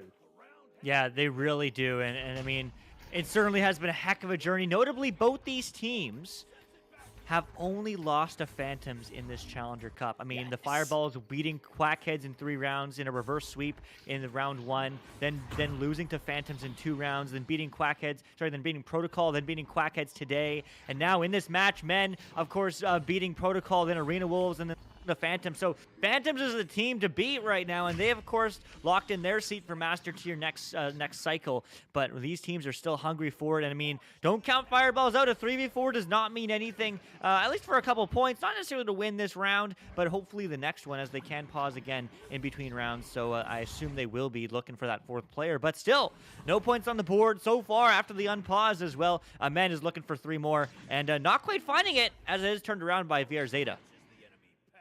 Yeah, you say Phantoms is the team to beat. Well, if you look at them last season, they came second last season. And the season before that, I'm pretty sure they came second. And the season before that, they came second. And Sir Dominic puts in another 2. But Phantoms have always been that top 2 sort of level. And to see them in Challenger Cup, you're really not expecting any team to put much of a fight up. But it just why I was so surprised, when Men went 20-4 against them. I mean, it's not what you expect from that top 2 level of team, and it's what we got, and it was quite amazing. But Phantoms did bring it back, showing us why they are already up in that high level of gameplay and why they are already through. And yeah, they are just such an amazing team, and whichever team gets through here, whichever team wins this game, we'll have to deal with them in the Master Tier and see how they go up against them. Yeah, they certainly will. I mean, so many other phenomenal teams, of course, in Master Tier. As I mean, they'll have to put up against all of them. As unfortunately, Fireballs, just everyone actually decides to go Lightspeed past that disc. As well, there's a long submarine, but not quite finding it immediately. But the recollect, and Sir Dominic, 2 more on the board. 30 seconds left. Yeah. You can't expect much else from a 3v4. Especially when I was going into this 4v4 and thinking, Men have got this. I looked at this and I thought, yeah, this should be a dub for Men. If I had to bet money on it, I would have put it on Men. And now that it's a 3v4, all my money's in on Men. Because right now, there's nothing you can do. There's nothing you can do with a stack-heavy team such as Men. And they're always going to be on the disc. And if you don't have 2 stacks of your own, there's not much you can do about it.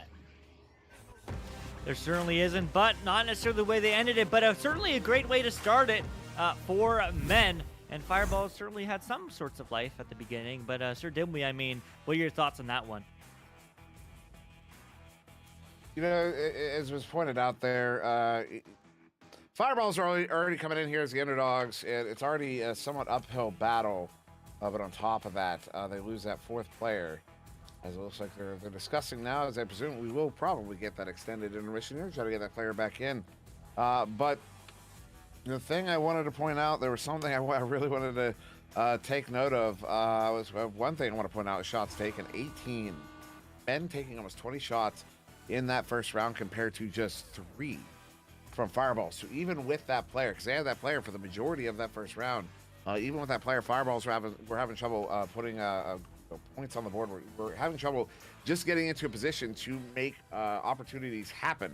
And then you've got the early timeout, which slows everything down. You got to reset again kind of mentally and everything, which is probably not a terrible thing at that time, although it was a much closer game at the time. But then, you know, you lose that player in a position where you'd likely be taking that timeout anyways for the tactical benefit of the fact that, you know, the other team is kind of bleeding you dry at that moment with all their scoring one after another. And so they take a timeout, but they weren't able to get that player back in. And still down that man. So Men taking full advantage of this. So it shouldn't go without saying that Men performing phenomenally in this tournament, performed phenomenally against Phantoms, and now just looking to kind of prove that they're good enough to make it into the Master Tier for this next cycle. So Fireballs coming in strong, but like we said, as we acknowledge, the underdog is now in a man disadvantage situation, as it looks like another player's dropped. So hopefully we'll get those players back in here on a timely fashion. That's all I got. Yeah, I mean, I appreciate that, of course, obviously a phenomenal insight, as always, Sir Dimwee. But, I mean, yeah, I certainly do hope that we do get a 4-on-4 fight. I mean, that is what we are looking for tonight. And, of course, you know, this is for keeps. This is for Master Division. I mean, you know, Lockie, you've been in Master many seasons now. You know, I mean, it's certainly a step above everyone else. And as I always like to say, you know, almost every team in Master, if not every team in Master Division, can always win against any Diamond team, pretty much. And I mean, it's certainly competitive up there. I mean, it's more so an EU thing. When you have NA, you look at that, and there's so many players, which means that the amount of people that find that meta, that find what works and get to that top level, is much greater than EU, because we have a lot less players. That doesn't mean, so to speak, that EU is worse. It's not. It's the fact that EU has less players, so less teams are going to be at that top level, which means you're not going to find a lot of teams playing at the top level. And the teams you do find are in Master. And there's such a step from that top level to that next level of gameplay. The teams that truly find the meta, that truly know what they're doing, compared to the teams that are finding their way and trying to find that meta. And really for EU, that Master's here to find it.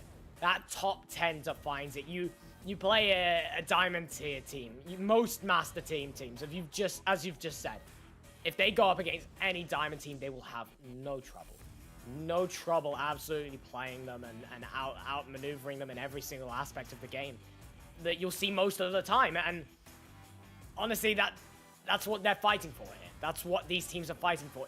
Even getting into the master tier is such a big step up, because if you think about training, the best way to train is by putting yourself around greater players. You are what you surround yourself with. So if one of these teams can put themselves in that master division and play themselves at that top level of gameplay, they're going to gain so much experience from that. They're going to grow so much as a team as that, and that's why it's such a crucial thing for Fireballs. Because Fireballs right now are going up against that top level meta.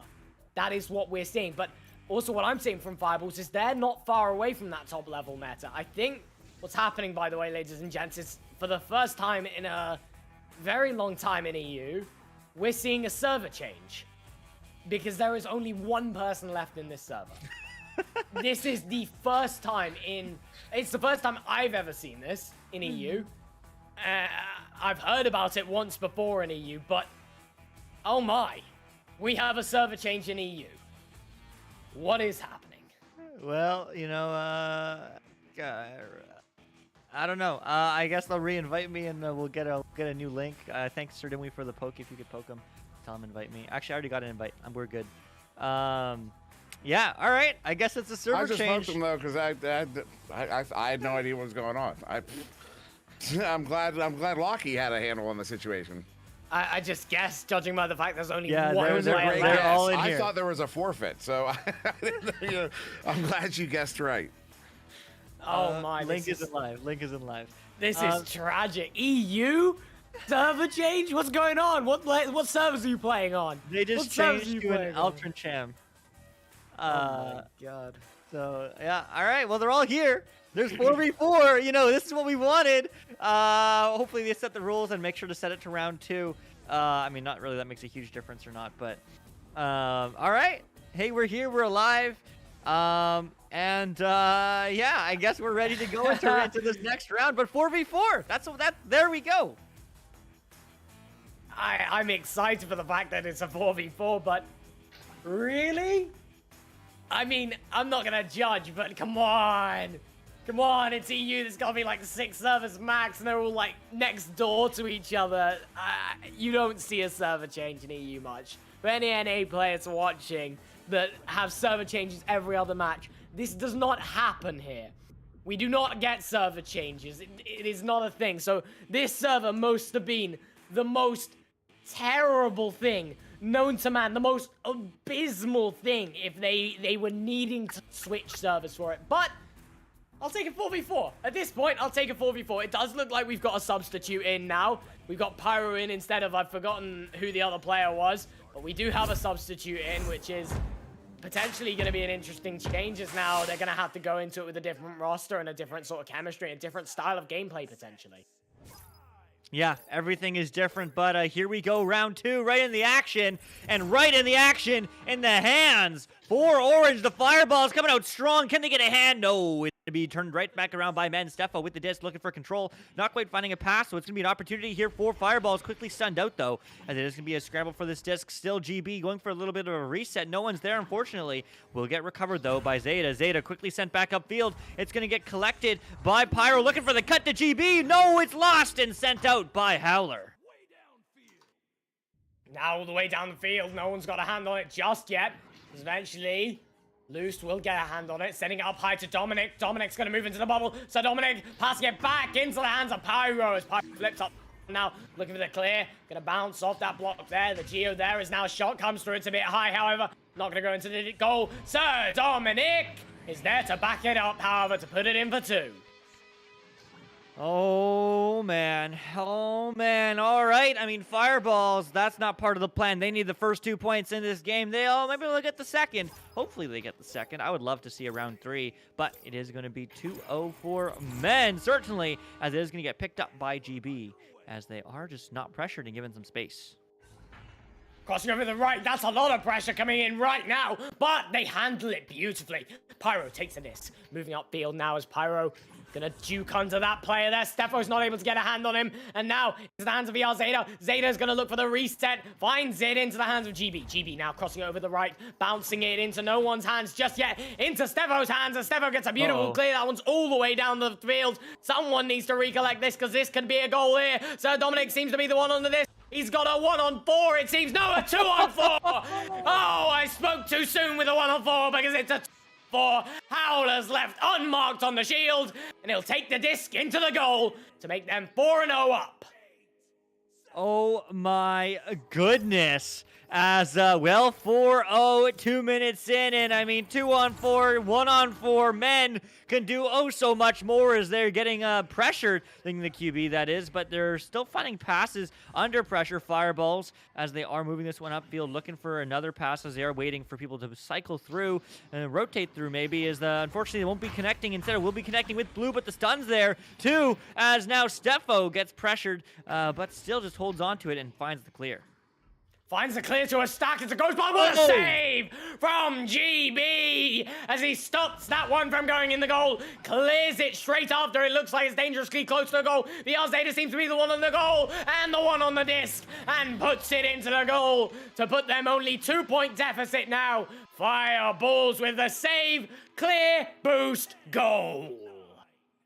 They can do it all end to end as, well, that is how you play, and well, that is how you turn the momentum around, as it's now just a 2-point game, now just a shy, close, back and forth fight. But let's see if Fireballs can do that all night in this round 2, as it's going to get pressured through, but still the pass comes there for Stefo. Stefo getting the clear downfield. It's going to bounce high and wide. The shot no good, but it is going to bounce. And where's the stacks? They're all stunned back. So it will get recollected by Howler, finding the long cross pass into the hands of Sir Dominic. Dominic looking for an angle across, looking for the cut low. It's going to connect. Howler getting under pressure, but still finds space, still finds the pass as Loose will get loose as the hands just lose the disc, as that is going to get sent through now, and the clear is good for Fireballs. Disc bouncing dangerously close into men's half. However, Howler's got the disc.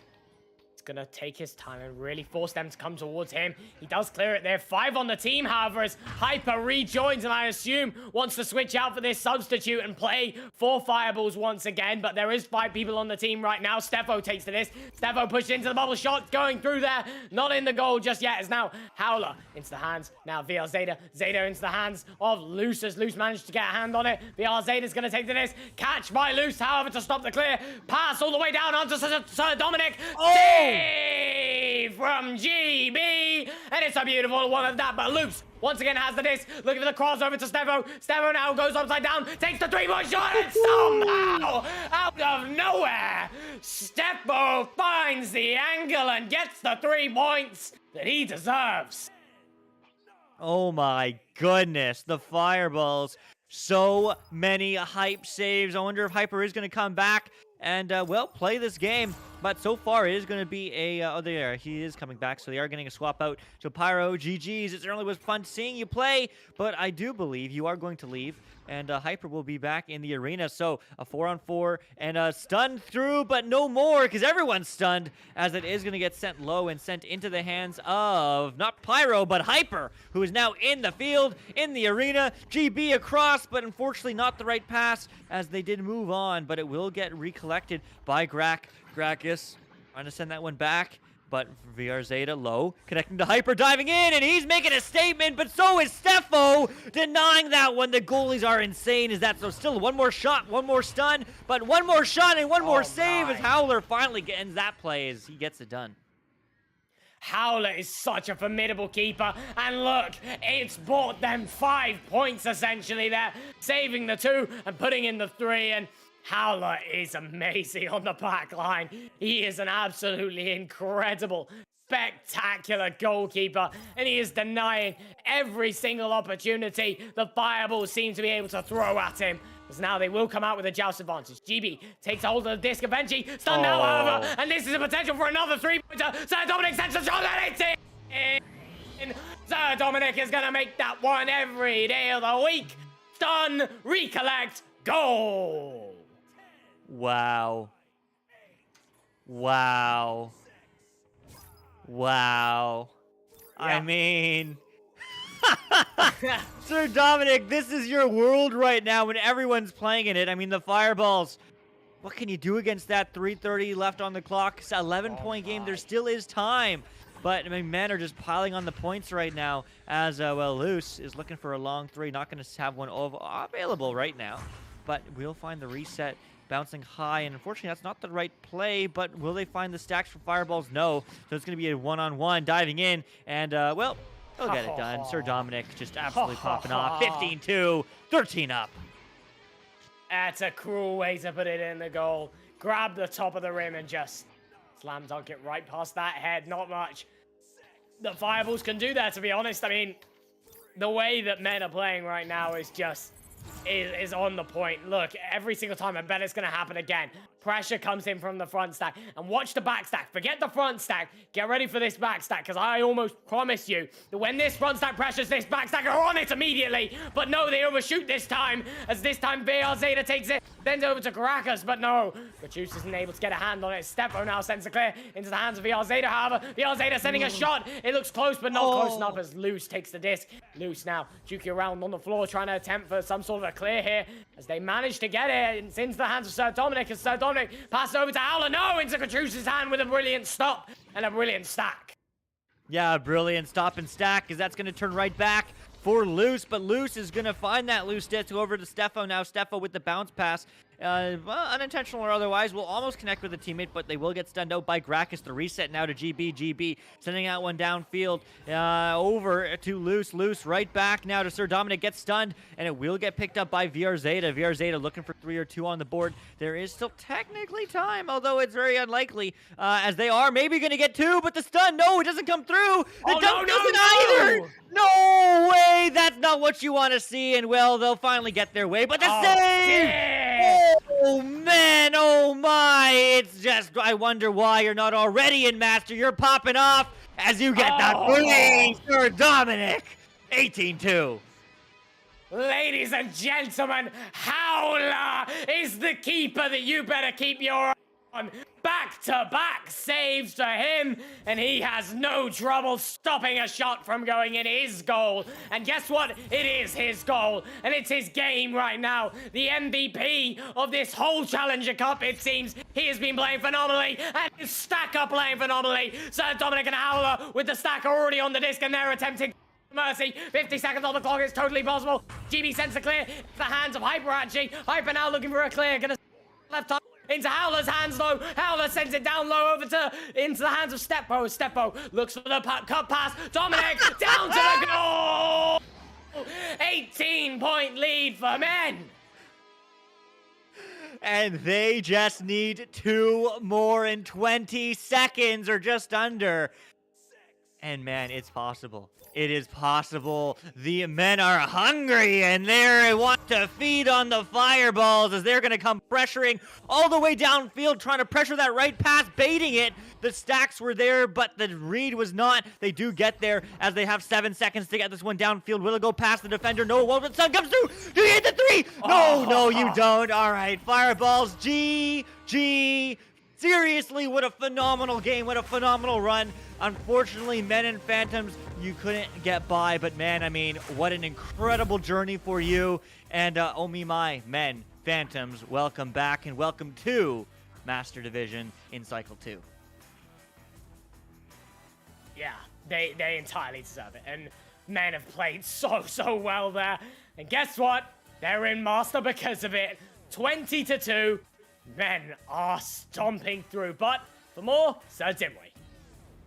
Yeah, no, just an absolutely dominant performance, and Sir Dominic, a big part of that, pulling off. Well, my stats just disappeared on me, but they're there on the board. They're 15 points in that game. Absolutely, well, just in that round, it's 15 of those 20. Absolutely phenomenal, just genuine dominance there from his team. And yeah, we saw Fireballs. They had a lot of bodies swapping in and out during the game there. They weren't able to make any of it work, unfortunately. So yeah, they will be relegated to the ladder here. But yeah, I'm not gonna hold us for too long because this is a great finals, and of course now we have North America to look forward to in 2 hours. Yeah, so much action. Of course, tomorrow, don't forget tomorrow. What's happening tomorrow? We have the Elite Cup. It is the first one we have ever had. It is now cyclical, that's the right word, rewards and placements and all that sort of fun stuff for the Master Division. So all that much more. We will have EU tomorrow. Stand by as I pull up the time. Tomorrow, the Elite Cup for EU Master Division will start at 7 p.m. 6 p.m. UTC, 1 p.m. Eastern Time, or 7 a.m. Oceanic Time, if anyone down is down under. But man, oh man, I mean, it is so much Echo action. NA is indeed in a few hours later today, starting at 6 p.m. Eastern, 11 p.m. UTC. So if any of you EU folks want to come hang and watch some NA, we'd love to have you. I don't know if you're going to be there, Lucky, but I'm pretty sure Retep is going to be. So huge shout out to all the, well, maybe next time, but you will be there tomorrow, and Lucky's certainly hyped for that. You know he's hyped. As so is Retip, and so is everyone else on the casting team. So make sure you do check out the Elite Cup tomorrow. It's just a one-day event. There is 4 rounds, and the winner will certainly take all. So much more action for Echo later today. Make sure you do check out NA a little bit later tomorrow. Check out EU, Elite Cup, and then NA after that. So much more Echo action this weekend, but that is it. That is all for the Challenger Cup EU. Large and small, some great storylines, fireballs. Wow, what a run. I'm excited to see you in Cycle 2. Maybe you'll run it back for EU and maybe break into the Master Tier for Cycle 3.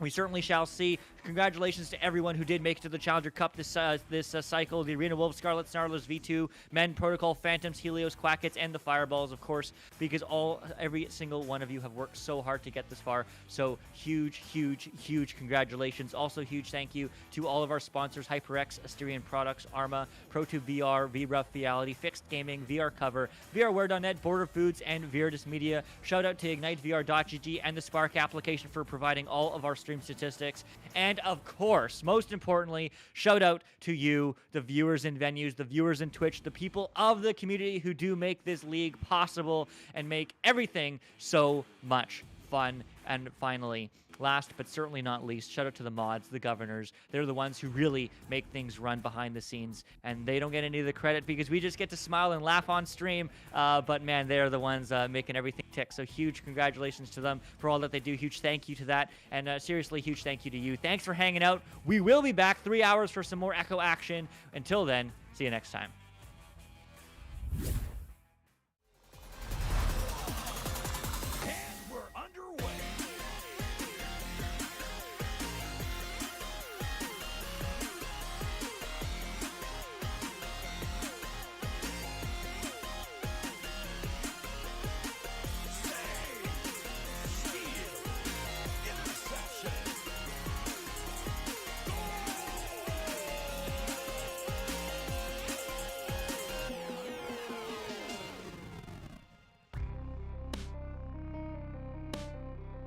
VRML Echo Arena is brought to you by HyperX, Asterion Products, Border Foods, VR Cover, ProTube VR, Rebuff Reality, and VRWare.net.